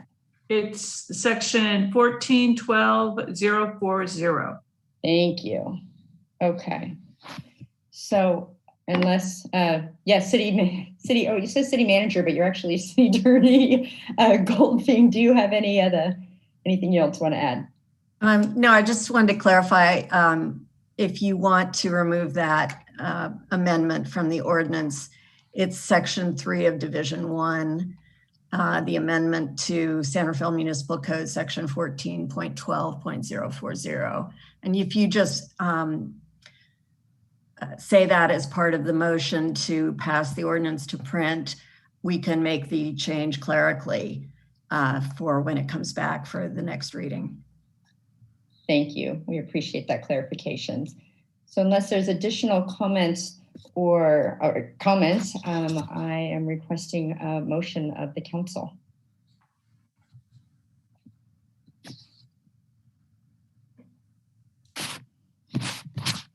Okay, I'm ready to make the motion, and I'm going to read the title, and I will leave out section 14.12.040, exceptions to property development standards. Is that correct? Correct. Okay, here goes. I move that we adopt an ordinance of the City of San Rafael amending Title 14 of San Rafael Municipal Code zoning to amend section 14.04.040 property development standards, DRMR-HR, section 14.05.030 property development standards, GCNCOCORO, FBWC, section 14.16.030 affordable housing, section 14.16.190 height bonus, section 14.16.30 small lots, and section 14.28.040 public notice and hearing. And for clarification, Vice Mayor Bushy, you said adopt, but I believe you meant pass the ordinance to print. I did. I meant that. Doesn't have to say the whole thing again, I hope. So, there's been a motion. Is there a second? I'll second that. Good job, by the way. It's been moved and seconded. Roll call, please. Vice Mayor Bushy. Aye. Councilmember Hill. Aye. Councilmember Kurtz. No. Councilmember Urenz Galati. Aye. Mayor Kate. Aye. That motion carries 4-1. Thank you. We have additional items under this heading. The next one is requesting a motion regarding the guidelines for the Affordable Housing Requirement Program. Is there a motion on that? I'll make a motion to, go ahead. I'll make a motion to adopt the resolution guidelines for the administration of the Affordable Housing Requirement Program. Thank you. Is there a second? I'll second that. Been moved and seconded. A roll call, please. Vice Mayor Bushy. Aye. Councilmember Hill. Aye. Councilmember Kurtz. No. Councilmember Urenz Galati. Aye. Mayor Kate. Aye. That motion carries 4-1. And finally, there's one more resolution regarding the density bonus. Is there a motion on that item?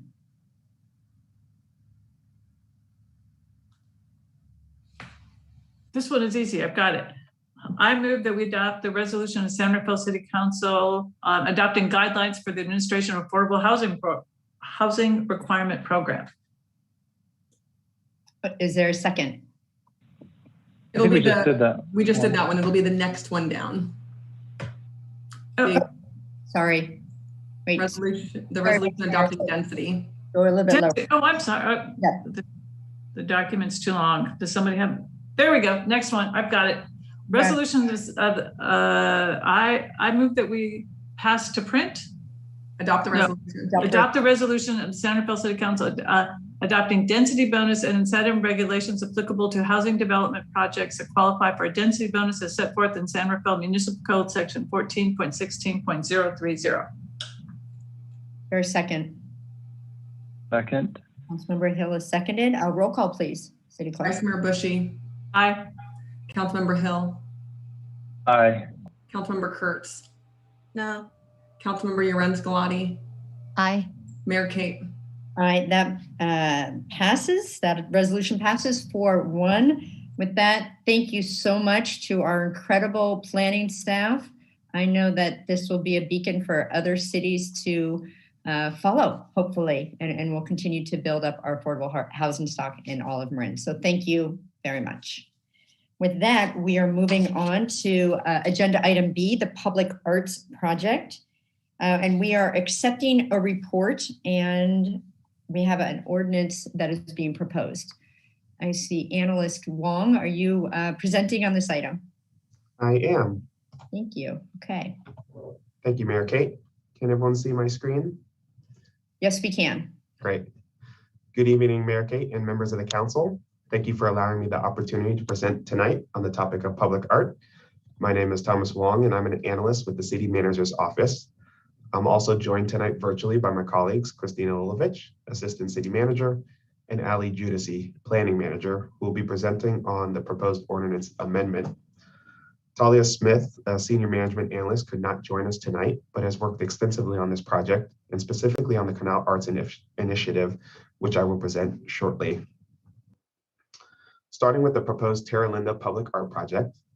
This project is being proposed by the San Rafael Social Justice Community Art Group. In the summer of 2020, a chalk art mural honoring the life of Breonna Taylor was placed along the railing of the bridge at Las Colinas Avenue and Manuel T. Freitas Parkway. The mural was placed to bring to light the tragic death of Ms. Taylor, which occurred in March of 2020. The chalk mural was subsequently removed by the city per policy prohibiting markings of any kind on public property. In the fall of 2020, the San Rafael Social Justice Community Art Group formed as a response to the chalk mural art and a desire to continue to promote the social justice message it represented. The core group included 11 art and community members who live and work in San Rafael, and the group is facilitated by Lorenza Jones, a member of the city's 8 Can't Wait task force. The group is also partnered with Youth and Arts, a San Rafael nonprofit who brings organizational expertise, as well as ensuring the youngest members of our community will have an active role in this project. The goals of the project align closely with the purpose and goals of the group. They include creating an art installation that celebrates equity, diversity, and inclusion. The goal is to create art that heals and brings hope and unity to the community. And lastly, to ensure that the art process itself provides an educational and awareness building experience for the community, with special emphasis on our youth generation. The proposed location of the art installation is Arbor Park, a small parkette owned and maintained by the city at the southwest corner of Freitas Parkway and Las Colinas Avenue. The location was picked due to its proximity to the original chalk art mural and because of its central location to the community in Terra Linda. A call for artists was developed by the group and was issued on January 15th. The call was sent to local art groups, schools, and other parties that may be interested. The call was open-ended in terms of the type of art so as not to limit the creativity of artists. The call for artists is open to all San Rafael and Marin community adult and student practicing artists, as well as groups of artists may apply for the project. Applications are due on March 1st, and installation is proposed for the spring of this year.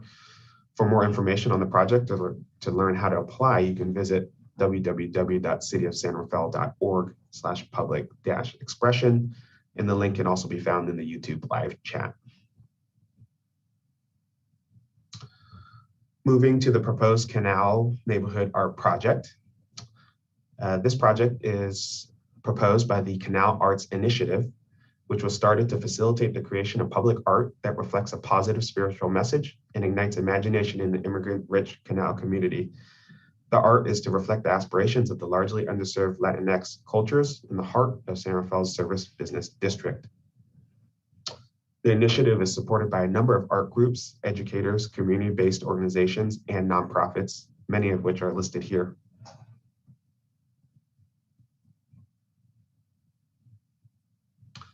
The coalition has 3 primary goals for this project. 1, to share the colorful mixture of cultures in the neighborhood through art. 2, to promote the use of color on buildings. And 3, to include educational elements that facilitate the teaching of history and the meaning of the artwork and allow for reflection on the impact it has. Oops, sorry there. The first project for the first location is proposed at 3301 Kerner Boulevard, a building currently owned by the County of Marin at the northwest corner of the intersection of Kerner Boulevard and Bellum Avenue. The location was selected by the group as it's the visible entranceway to the Canal neighborhood. To date, the Canal Art Initiative has secured a grant from the Canal Art Council, a state-based agency. The group has also selected 2 lead artists for design of the mural, as well as created a community-based review group. This review group will work with artists to ensure that the mural created is representative of the community and keeps in mind the goals of the initiative. The proposed timeline is outlined here with completion in June of 2021.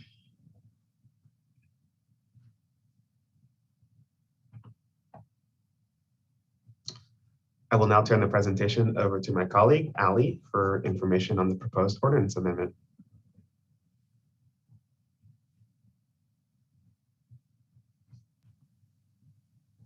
Thank you, Thomas.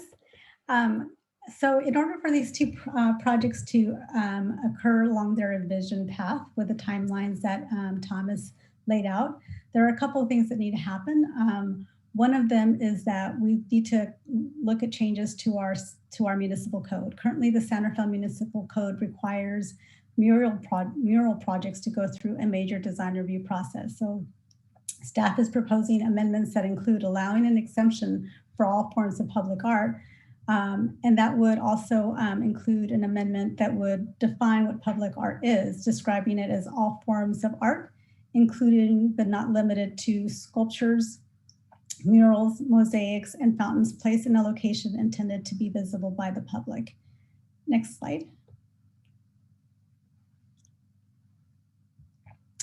In addition, it would require a change to sections 14.25.040A, and this is where major physical improvements are described.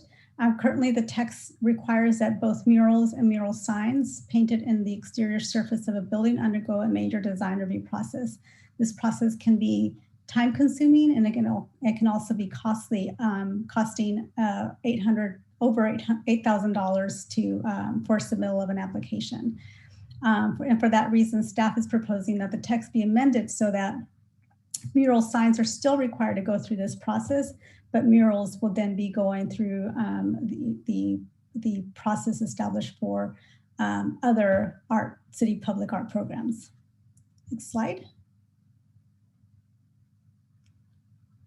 So in the staff report, we provided a number of policies that support the proposed amendments. Specifically, policy CA3 and CA6 discuss or support public arts.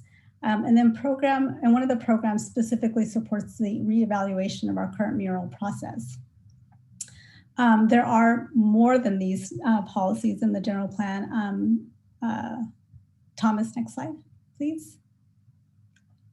So I'm not going to read each of these policies, but in general, these policies that are in the general plan encourage opportunities for both public and private arts programs that address the needs of the entire community. It encourages arts and programs that reflect a diverse ethnic and cultural heritage. They promote greater display of artwork in public places and support the evaluation of the city's mural review process, like I just mentioned, and then supports the creation of an art in public places ordinance. And next slide. So the next step in terms of where these projects are heading is to establish a public arts program. This would entail forming an advisory group made up of community arts representatives, 1 member of the Planning Commission and 1 member of the Design Review Board, plus representatives with expertise in diversity and equity and inclusion.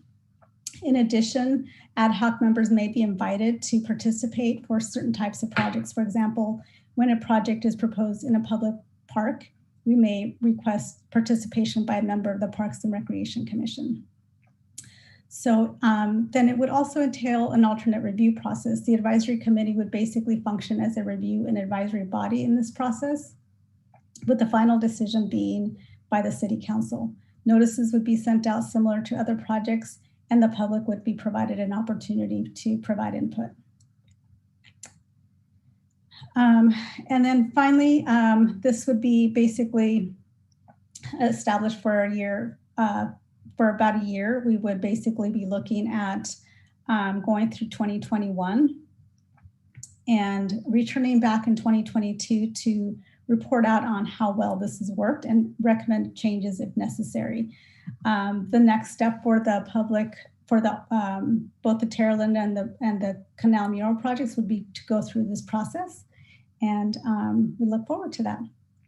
And next slide. So based on the report that was provided by Thomas and myself, we recommend accepting the informational report and passing the ordinance amending chapter 14.25 of the Santa Fe Municipal Code with the changes related to murals and public arts. And I'm happy to answer any questions. Thank you both. Okay. Any questions? Vice Mayor Bushy, do you have any questions? No. Councilmember Urens-Gulati, any questions? No question, just very excited about this. And I think what it mentions, healing, hope, and unity, I think is going to be amazing. So very excited. Thank you. Thank you. Councilmember Kurtz, do you have any questions of staff? The only question I have is if what would be the process if a community member would like to be part of the advisory group? So we have selected, we have looked at, the members of the that would be kind of more inclined to have a background in arts. And so if there's somebody that has a background in the arts, I believe that there may be an opportunity to provide some, I may have to ask Christine to provide that feedback. I believe the selections have been already kind of worked through. And like I said, there may be an opportunity for an ad hoc member if there's a particular art project that is being proposed that requires that specialty. Christine, do you want to add anything to that? Wait, you're on mute. You're still on mute, or we can't hear. Okay, try again. No, so you want to try going out and coming back in, and I'll see if there are additional questions. Oh, here we go. City Manager Schutz is helping out. Yes. Yeah, just seeing if Christine's not able to jump in. Looks like no. So I would answer the question, then Christine can add on if she would like to, by saying that there is some flexibility there. I think that if there's a particular resident in an area, like someone that lives near one of these sites or something, one of the struggles is that the group is trying to represent the entire city and not just one particular project. So there's going to be lots of different ways for people to participate, and we'll make sure that anyone who wants to give a comment and wants to participate can do that. But I don't know that necessarily means that they'd be on the advisory group itself. That'd be up to the council to decide if you'd like to do that. But I think the idea was to generally keep that group a bit smaller, and then just make sure that there's lots of outreach and ways for people to participate and make their thoughts known to that group. Right.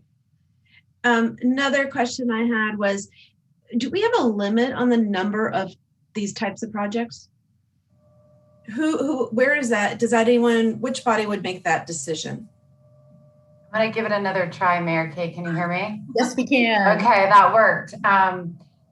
So because we're proposing this as a pilot process, that's part of, and I'll just follow up on what Jim was clarifying, is that we're really trying to do something new and creative and innovative, and there really wouldn't be a limit. I mean, the idea of doing the pilot is let's see how this works. Let's start with a core group of advisory members, make sure that the public can participate in these conversations and provide public comment and input.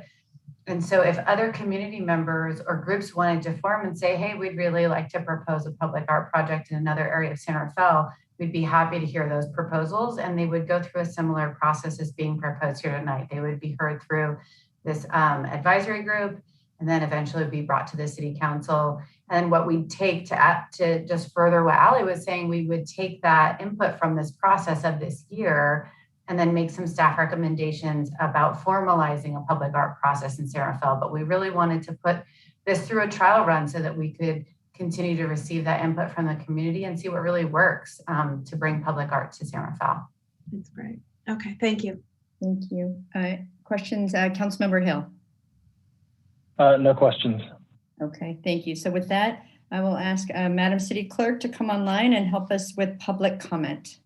Thank you. To comment on Zoom, please use the raise hand feature. If commenting by phone, you can please press *9. And if on YouTube, please go ahead and write public comment in advance of your comments.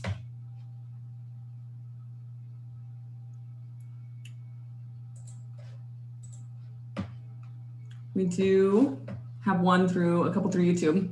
Okay. This is from Meg Riley, President, Marin Society of Artists. I urge approval. A public art advisory group and city council approval of public art is a brilliant step forward for San Rafael. Special thanks to city staff and leadership for advancing this important affirmative step to support arts in our community. And there's another one coming in, but they're bringing them in one by one in their character groupings. So one moment.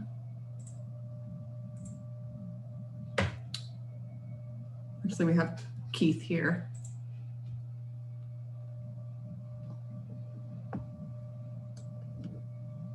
Hi, can you hear me? Yes, we can hear you. Go ahead. Hi, my name is Kim Keith Brown. My email is misleading. I am the current president of the Terra Linda Homeowners Association. We shared a letter with you earlier today, and it sounds like I appreciate Councilmember Kurtz's question earlier. I just wanted to follow up on that because in the association that represents a number of residents or homeowners, specifically in Terra Linda, we also applaud this initiative and think it is promising and exciting, and are really thrilled about the community of actors that have come together behind it. We have a couple of questions and would really like to find avenues for active engagement in order to ask questions, but just to know what's happening throughout the initiation and throughout the life of the project. The one question I have is, at the end of the one-year pilot, will the exhibits be removed or will they continue to be maintained?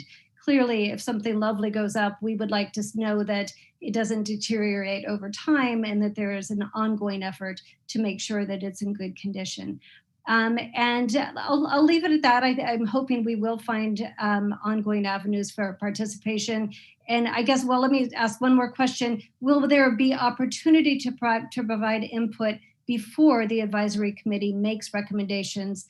Or is it sort of once the project is up or the recommendations have been made, that the public will have an opportunity to step in? Thank you very much. Yes, thank you, Kim Brown. Appreciate it. And we will answer your questions once we see if there's additional public comment.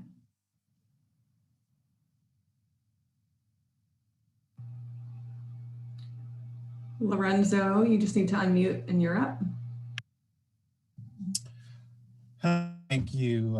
Thank you, Mayor Kate, council, city staff. I'm excited about this opportunity. We've been working behind the scenes for several months. And as you know, Mayor Kate, you've been involved with some of the discussions for some time. The community is ready and excited about this project, specifically those who were at this site in the very beginning days.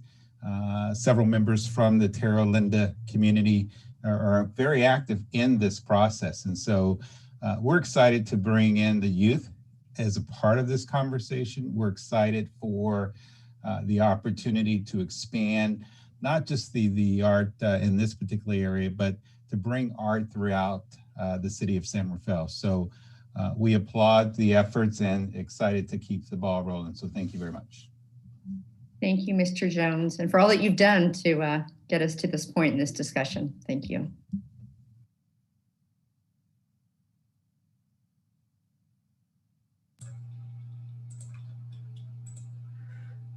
Okay, this is from Shirley Fisher. I believe it is important for residents living near the art installation to have a place on the art advisory committee in order to provide community support. This may be particularly important for controversial projects like previous chalk project in Terra Linda, also important for projects in sensitive gateway areas. And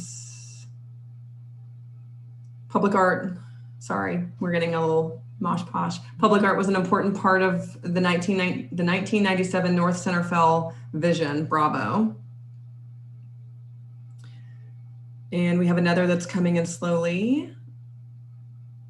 This is from Susan Coleman. How was the intersection in Terra Linda chosen? What were the criteria for various locations considered? That was not for Susan. What process is there for local Terra Linda residents' input? How long will these installations remain in place? I believe it's important for local residents to have input. I am an 18-year resident of Terra Linda. This is really the first time I've ever heard of this initiative. And I'm going to give everyone about 15 seconds because it does seem like they're filtering in. Okay, thank you.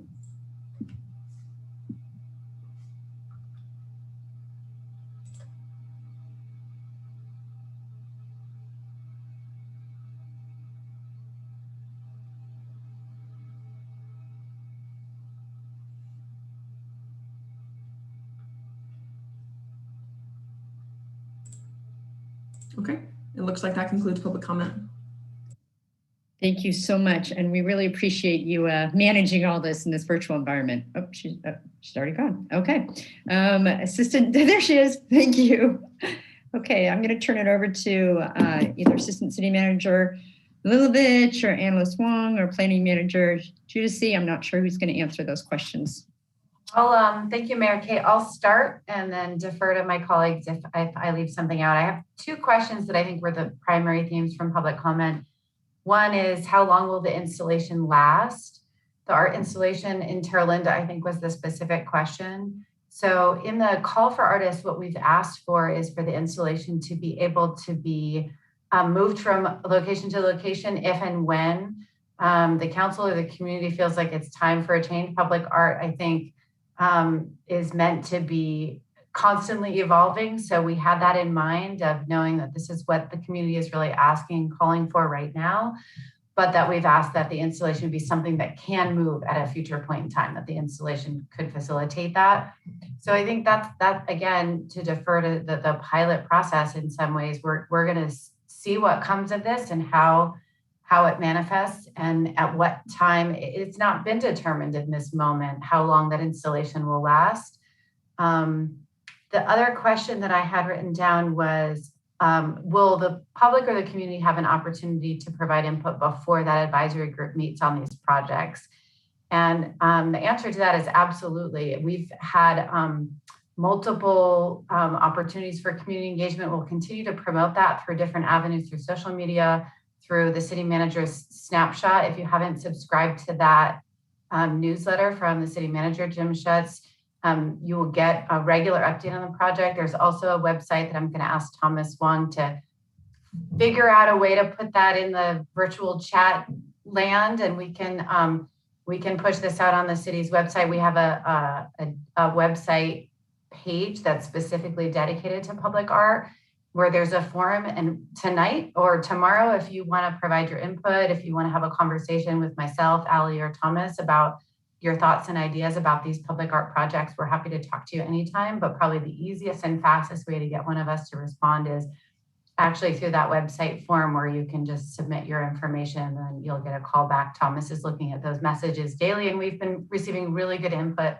from the community through those forums over the last couple of months. So for those of you who haven't yet had an opportunity to provide your input, please feel free to do so, and we will get back to you as quickly as possible. So Mayor Kate, that's the questions and the themes that I had, but if there's something that I missed, please let me know. I think that, yep.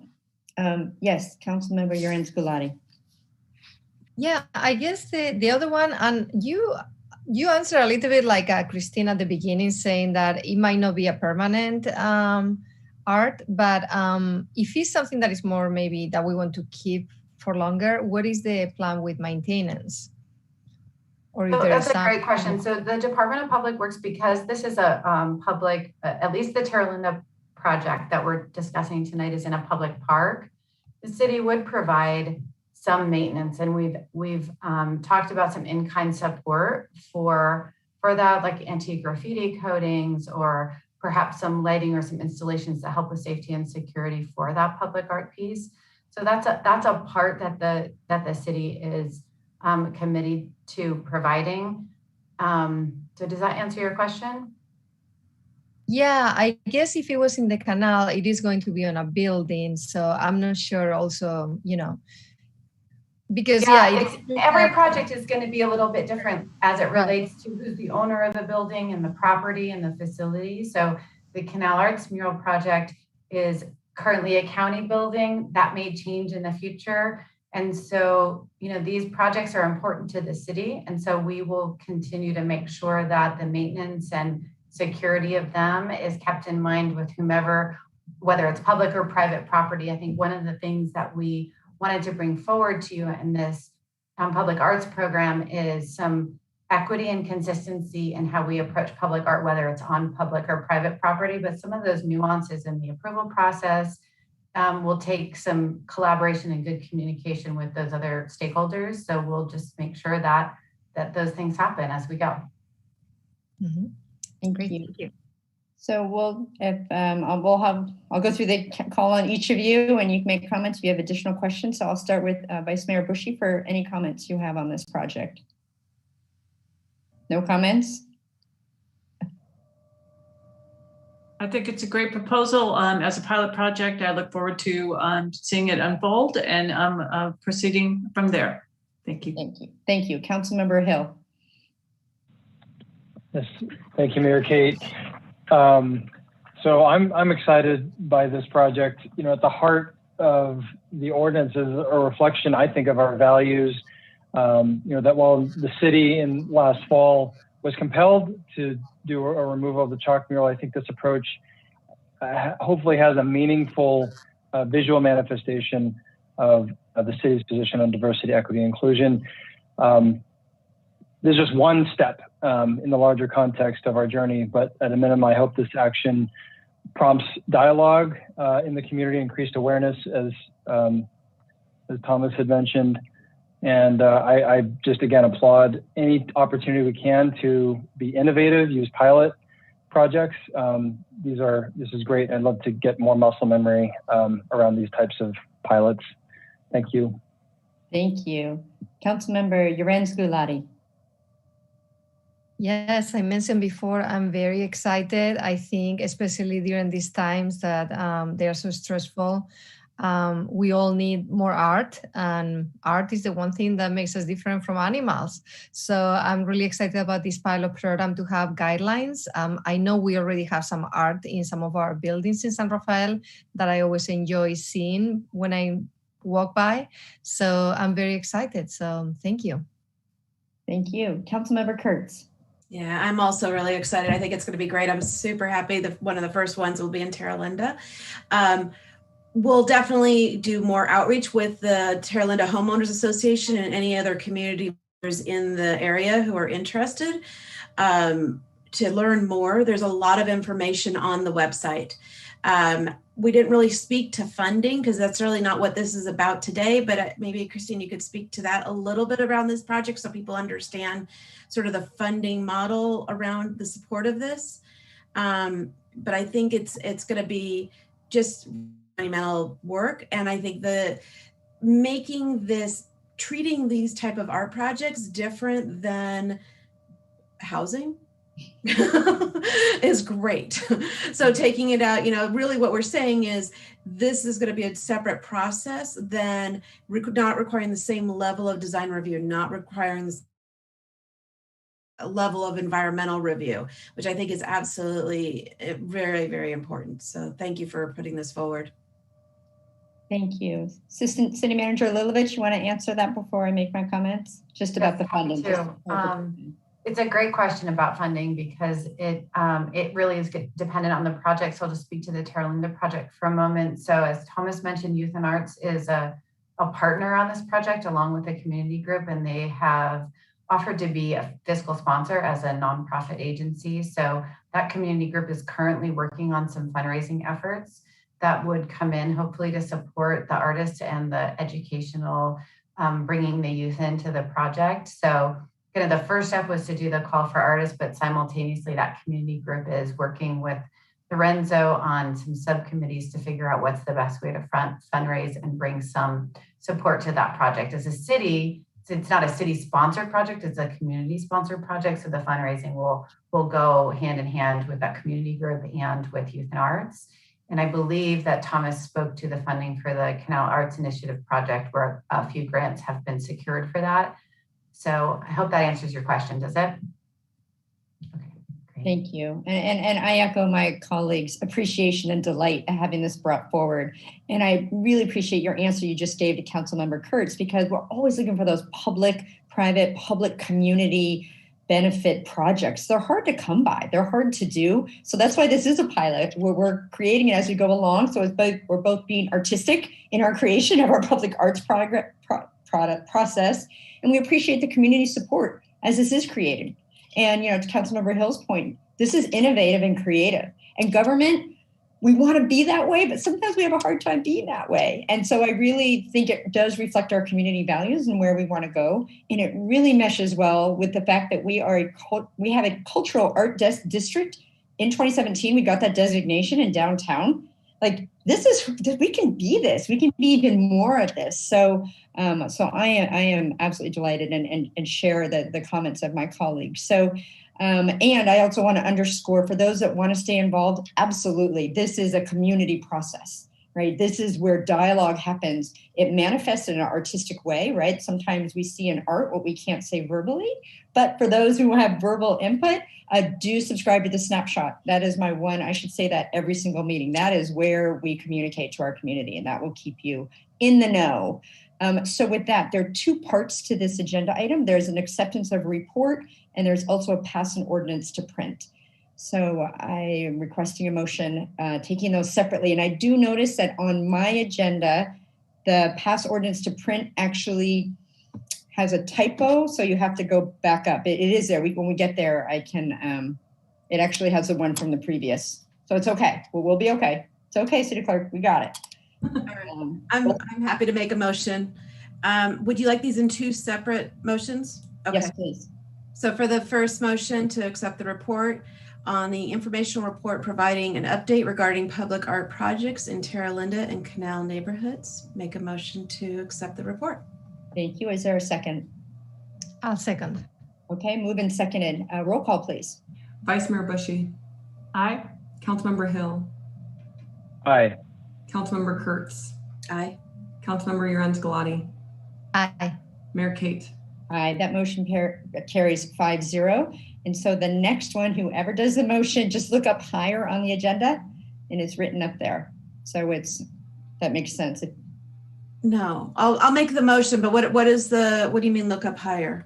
So, well, it's the one that says first introduction of an ordinance. So okay, yes, I have that. Okay, good. Okay, so I'd like to make a motion to pass ordinance to print. First introduction of an ordinance, consideration of an ordinance of the City Council of the City of San Rafael amending the San Rafael Municipal Code SRMC section 14.25.040, exempting from environmental and design review any public art projects that undergo review through a separate review process established by the city for that purpose, period. Wonderful. Okay. Is there a second? I'll second that. Moved and seconded. Roll call, please. Vice Mayor Bushy. Aye. Councilmember Hill. Aye. Councilmember Kurtz. Aye. Councilmember Urans-Galati. Aye. Mayor Kate. Aye, that motion carries 5-0. We are looking forward to some beautiful art in our community. Thank you, staff, for bringing this forward. Very exciting. Our final agenda item this evening is on the grand jury report on roadblocks to safe evacuations in Marin, a topic we all care deeply about. I see Chief White has joined us. Welcome, Chief White. Good evening. Well, good evening, council members, Mayor Kate, City Manager Schetz, Assistant City Manager Alilovich, City Clerk Lara, the Many community members that are still in attendance and other multiple department directors, as well as City Attorneys Epstein and Goldfein. I'm Darren White. I'm the Fire Chief of San Rafael Marinwood Fire Departments. And tonight I'm here to recommend the adoption of a resolution approving and authorizing the mayor to execute the City of San Rafael's response to the 2019-2020 Marin County Civil Grand Jury Report entitled Roadblocks to Safer Evacuation in Marin. Just as a little bit of background, recent wildfires in communities throughout the state of California have led to mass evacuations, with evacuation orders and warnings now becoming much more common than ever before in the past. And so when you consider that many of our roads in our community were built near or around the turn of the last century, and they weren't designed to have free-flowing two-way traffic, and they certainly weren't designed to have larger vehicles like our modern-day fire apparatus, our modern-day ambulances and delivery trucks and waste management vehicles, you can start to see and understand why the concerns about evacuation are heightened. Given the many roads and areas in Marin County that resemble parts of the state where wildfires and evacuations have occurred, the Marin County Civil Grand Jury has released its investigative report sharing 9 findings and 5 recommendations that are pertaining to evacuations in Marin. Although evacuations have historically been a law enforcement function, the fire department also has a fairly critical role in this endeavor. And so as such, we were asked to respond to 5 of the findings and 3 of the recommendations, which I won't cover all of those in this report, but I will say, not unlike other respondents, we agreed with some of the findings, we partially disagreed with others, and some of the others have already been implemented. And that just kind of shows how progressive we in San Rafael have already been. And so I'll speak to those briefly. I also have a brief PowerPoint presentation. I'll probably take all of about 5 minutes just to kind of update you on some of the things that we have been doing in San Rafael, going back a few years now, as well as what the Marin Wildfire Prevention Authority is currently doing in conjunction with multiple agencies within the county. I'll begin with finding number 3, which was part of the report, and it states Marin County Board of Supervisors and town and city councils have the responsibility for safe evacuation routing, and they have not sufficiently considered evacuation as a criterion when approving improvements to roads and traffic infrastructure in their jurisdictions. This was one where I just partially agreed with the finding. And I think one of the things that kind of was left undiscussed or unconsidered was it can be really argued that the responsibility for safe evacuations is really a shared responsibility at the local, state, and federal level. There's so many complexities to it. It can't really just lie with just one particular council, board, or commission or city leadership. It's a far complex issue than it would appear to be from just a simple lens of what was shared in the report. And so some of my counterparts also had, I think, a little stronger feelings about that. I think I kind of conveyed it in what I thought was a more politically correct manner. But that being said, I will move on to the next recommendation, which is the first recommendation. Within 180 days of the date of this report, the governing boards of the County of Marin and its cities and towns should direct the respective planning and public works departments to include evacuation needs among their criteria for evaluating and recommending public works projects. Well, I'm happy to say, as I mentioned earlier, this recommendation has already been incorporated into both the public works and our planning department's considerations for any capital improvement projects, and those involving transportation, land development reviews, critical infrastructure, and the general plan policies summarized in the agenda report. The City of San Rafael includes evacuation needs among the criteria for evaluating and recommending public works projects. Evacuation needs are included because it is a part of our CIP creation process, and we promote a concept referred to as complete streets, which includes their usage for evacuation. I'm going to summarize just briefly the last recommendation that we had to respond to, and it's in calendar year 2021, the County of Marin and its cities and towns should update the safety elements of their general plans to include evacuation planning.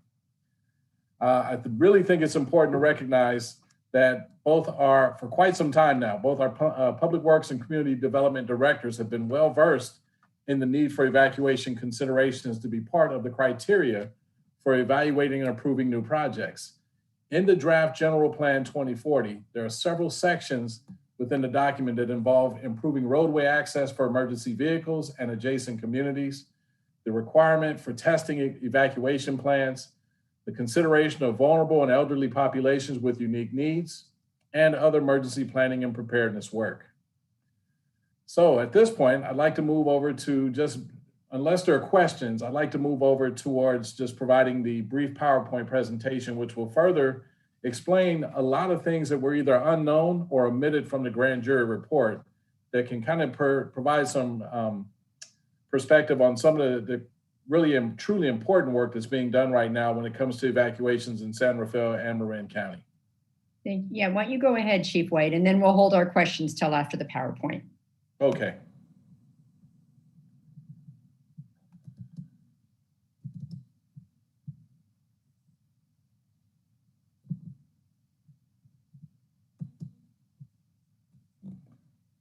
Okay, does everyone see that? You sure do, thank you. Absolutely.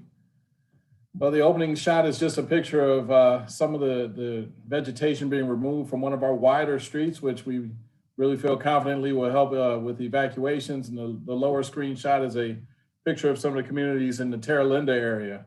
Very beautiful areas.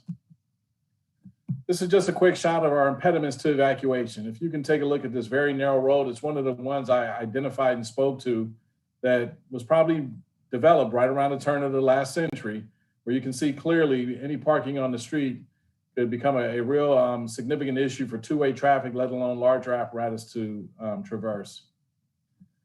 One of the things that San Rafael is doing specifically, and we should be releasing these here in the next several weeks, if not sooner, is the development of evacuation maps. And this has been an ongoing effort for quite some time now. There are roughly 28 zones worth of maps for different neighborhoods throughout the community. And this map example is specifically for the Peacock Gap neighborhood. And so with this map, as you look at it, you'll see there's quite a bit of information. I'm sorry, it's very fine font, but what I can just tell you is that the map itself shows multiple directions for people to travel, knowing at least one or two ways out of your neighborhood where possible is one of the things I always tell and advise individuals to do. There's some information on what to do, what to wear, where to go, last resort things such as trying to find a community safe refuge area, just information that by and large is helpful. And if you look at the top upper left-hand portion of the page, there's a QR code that you can download your neighborhood map right onto your device, your portable device or a tablet, and basically have that information available to you, even if you don't have connectivity. It's still good information that you have and you can access.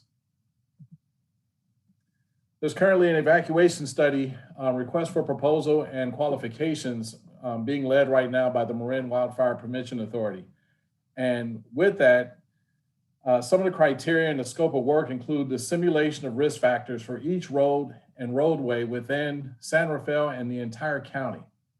There's a request that the company or the individuals who have that capability are going to be capable of wildfire modeling, wildfire history, and first responder access information, all being factored into the risk platform. There's a wide range of data sources that are being accessed right now that are going to be available to that successful bidder.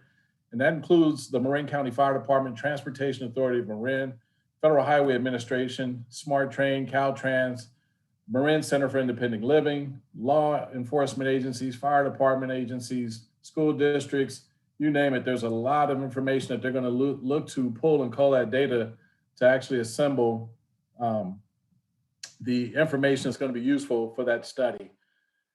Functional cloud-based capabilities that will still be accessible even during loss of connectivity, enables prioritization of risk and implementation of specific risk reduction measures for each road. And then ultimately, as those improvements are made to some of those areas, the risk factor scoring can be updated to show that work has been done.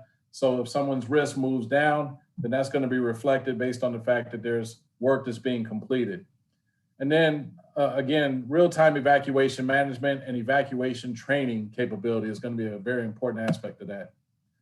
Zone Haven, I've spoken about Zone Haven in the past, so I won't go too much into detail about it right now. This is a screenshot of what was provided to my counterparts in the San Mateo County area, where they were informing the public about this brand new tool and capability for mass evacuations and understanding how to evacuate by zone. This again is something that's just been approved by the Marin Wildfire Prevention Authority Board, and they're moving forward this month, and they're anticipating the completion of their work sometime in May. That's going to bring incident commanders, real-time situational awareness, and community members at their fingertips an application that will provide them with the details and the data needed to make informed decisions about where a fast-moving fire may be occurring, where you can evacuate to safely, and how. And so this is just a snapshot of the company that was successful. That company will probably be, or I should say will be, working closely with whoever is performing the evacuation study as well. Going back to 2018, you can see clearly some of the overgrowth and some of the clearance and what that kind of reveals and yields in the way of fire safety when you limb up the overhanging trees and you clear down to the soil, the access roads. Well, this same effort is going to be replicated as we move forward with some of our other critical roadways that aren't just fire roads, but they're roads that we clearly want to ensure that we're doing our due diligence to address critical roadway infrastructure with removal of vegetation and or the overhead canopy that could exist and actually create some impediments to a safe evacuation. Clearly, evacuations save lives and allow firefighters access to focus on stopping the fire spread and doing other critical work. I'm always of the mindset that evacuation is a last resort because something failed somewhere else. And generally speaking, it means either our ability to successfully remove the proper fuels was compromised or somehow or another was not able to be performed. But if you can actually prevent mass evacuation through effective and strong fuel removal, I think evacuation becomes only this distant last resort thing we ever have to worry about in our community. And so we're working on these things right now with a house outward approach. And I can speak to more of that later if there's a question. These are snapshots just as reminders. This is the Oakland Hills fire in 1991 in the lower portion of the screen, where abandoned vehicles and or fast moving flame caused some issues with people being able to readily evacuate in the neighborhoods, narrow roadways again, down power lines. If you look again, history repeated itself in Paradise in the top screen. And so this is what we're looking to avoid.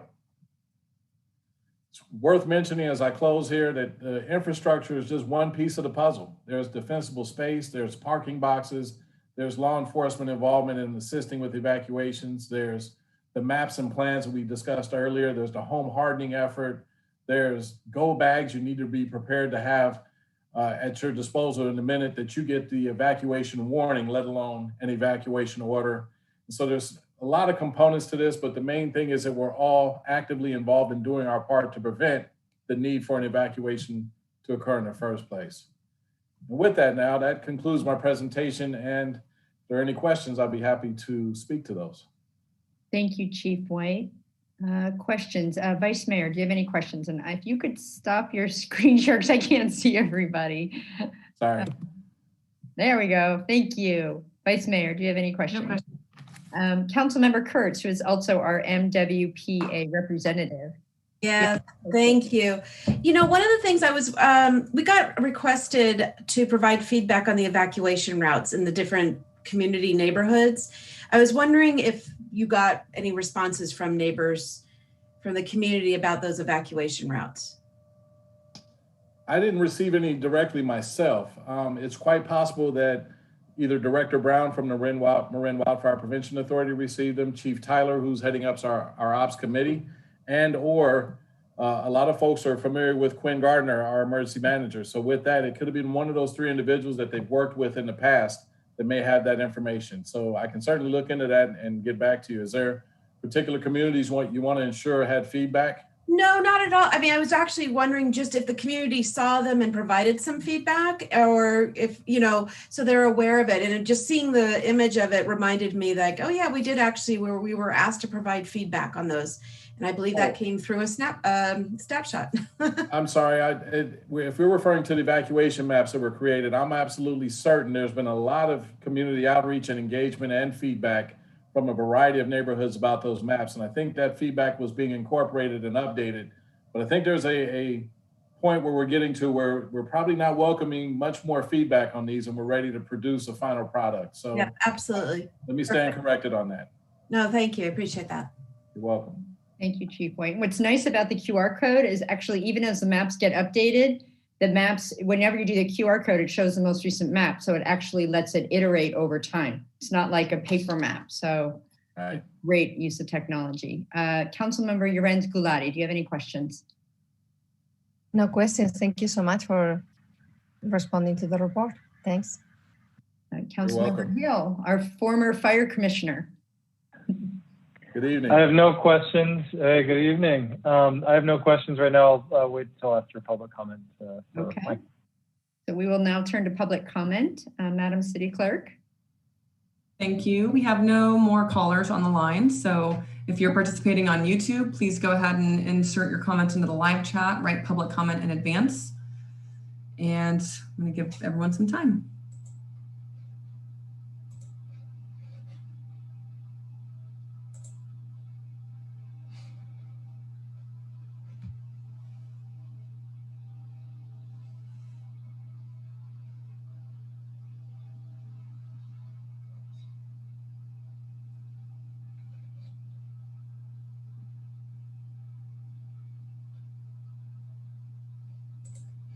I see no public comment. Okay, thank you, City Clerk. With that, we'll close the public comment and we'll bring it back for additional comments or questions. We'll start with Vice Mayor Bushy. Wait, I got it off. Yes. The response is well reasoned and well written, and another step in our response to the wildfire threat to our community. I support the resolution adopting it. Thank you. Councilmember Kurtz. No additional comments, also support. I think it's a great response. Thank you. Councilmember Yorenz Gulati. Yes, again, I will support it. Thank you very much. Great. Councilmember Hill. Yes, thank you, Chief White, for, again, just your leadership in putting this together and responding. So overall, I completely agree with the essence of the grand jury's finding and assessment that there really is an end-to-end, there's an opportunity to better coordinate across all of our municipalities and different agencies. I also agree with our response that really supporting the MWPA's RFP for a comprehensive evacuation study. I really appreciated the notion of identifying risk factors and characterizing them. I really think that there is value in doing that kind of a weighted study. Really thinking it through the lens of like a failure mode and effects analysis, where you're doing weightings of likelihood and impact, and really being able to marshal our resources in a way that transparently experts can convey through the scorecard to the public of what we're trying to do and how to prioritize our budgets and our actions year over year. So I really support that, and I'm looking forward to what that's gonna look like. Thank you. Excellent comments, and I agree with everyone. Thank you, Chief White, for a well-reasoned response to the grand jury report. We're glad the grand jury started this conversation, and just delighted that the MWPA, and thank you, Councilmember Kurtz, again, for representing San Rafael, has both the funding resources and a kind of cross-jurisdictional conversation. So we are definitely moving in the right direction on this. So with that, I request a motion on this item. And it's, let me look, it looks like, are there two or one? Nope, just one. I'm happy to make a motion. Okay, could you read it? Yep. Make a motion to adopt the resolution approving and authorizing the mayor to execute the response to the 2019-2020 Marin County Civil Grand Jury Report entitled Roadblocks to Safer Evacuation in Marin. Thank you. Is there a second? Second. With our fire experts, yes, it's been moved and seconded. Roll call, please. Vice Mayor Bushy? Aye. Councilmember Hill? Aye. Councilmember Kurtz? Aye. Councilmember Lorenz Galati? Aye. Mayor Kate? Aye, that motion carries 5-0. Again, thank you, Chief White, for your leadership on this issue. And we know we will continue to get updates over the years. So thank you so much. Thank you as well. And can I just give a special acknowledgement to Bill Guerin and Paul Jensen for their commitment and contribution to the report as well. They provided me with information that I otherwise would not have been able to speak to regarding the 2040 draft plan and others. So thank you all. Appreciate it. Thank you. It's a good team. We have a good team. So Summerfell Successor Agency, there aren't any items on that. So I don't know if staff's going to come on and show their cameras. I've noticed everyone quickly shows up as we're saying goodbye. So there they are. Another great meeting. Thank you all. Stay safe, wear your mask, and we'll see you in a couple weeks. This meeting is adjourned. Good night, everyone. Good night. Bye. Bye.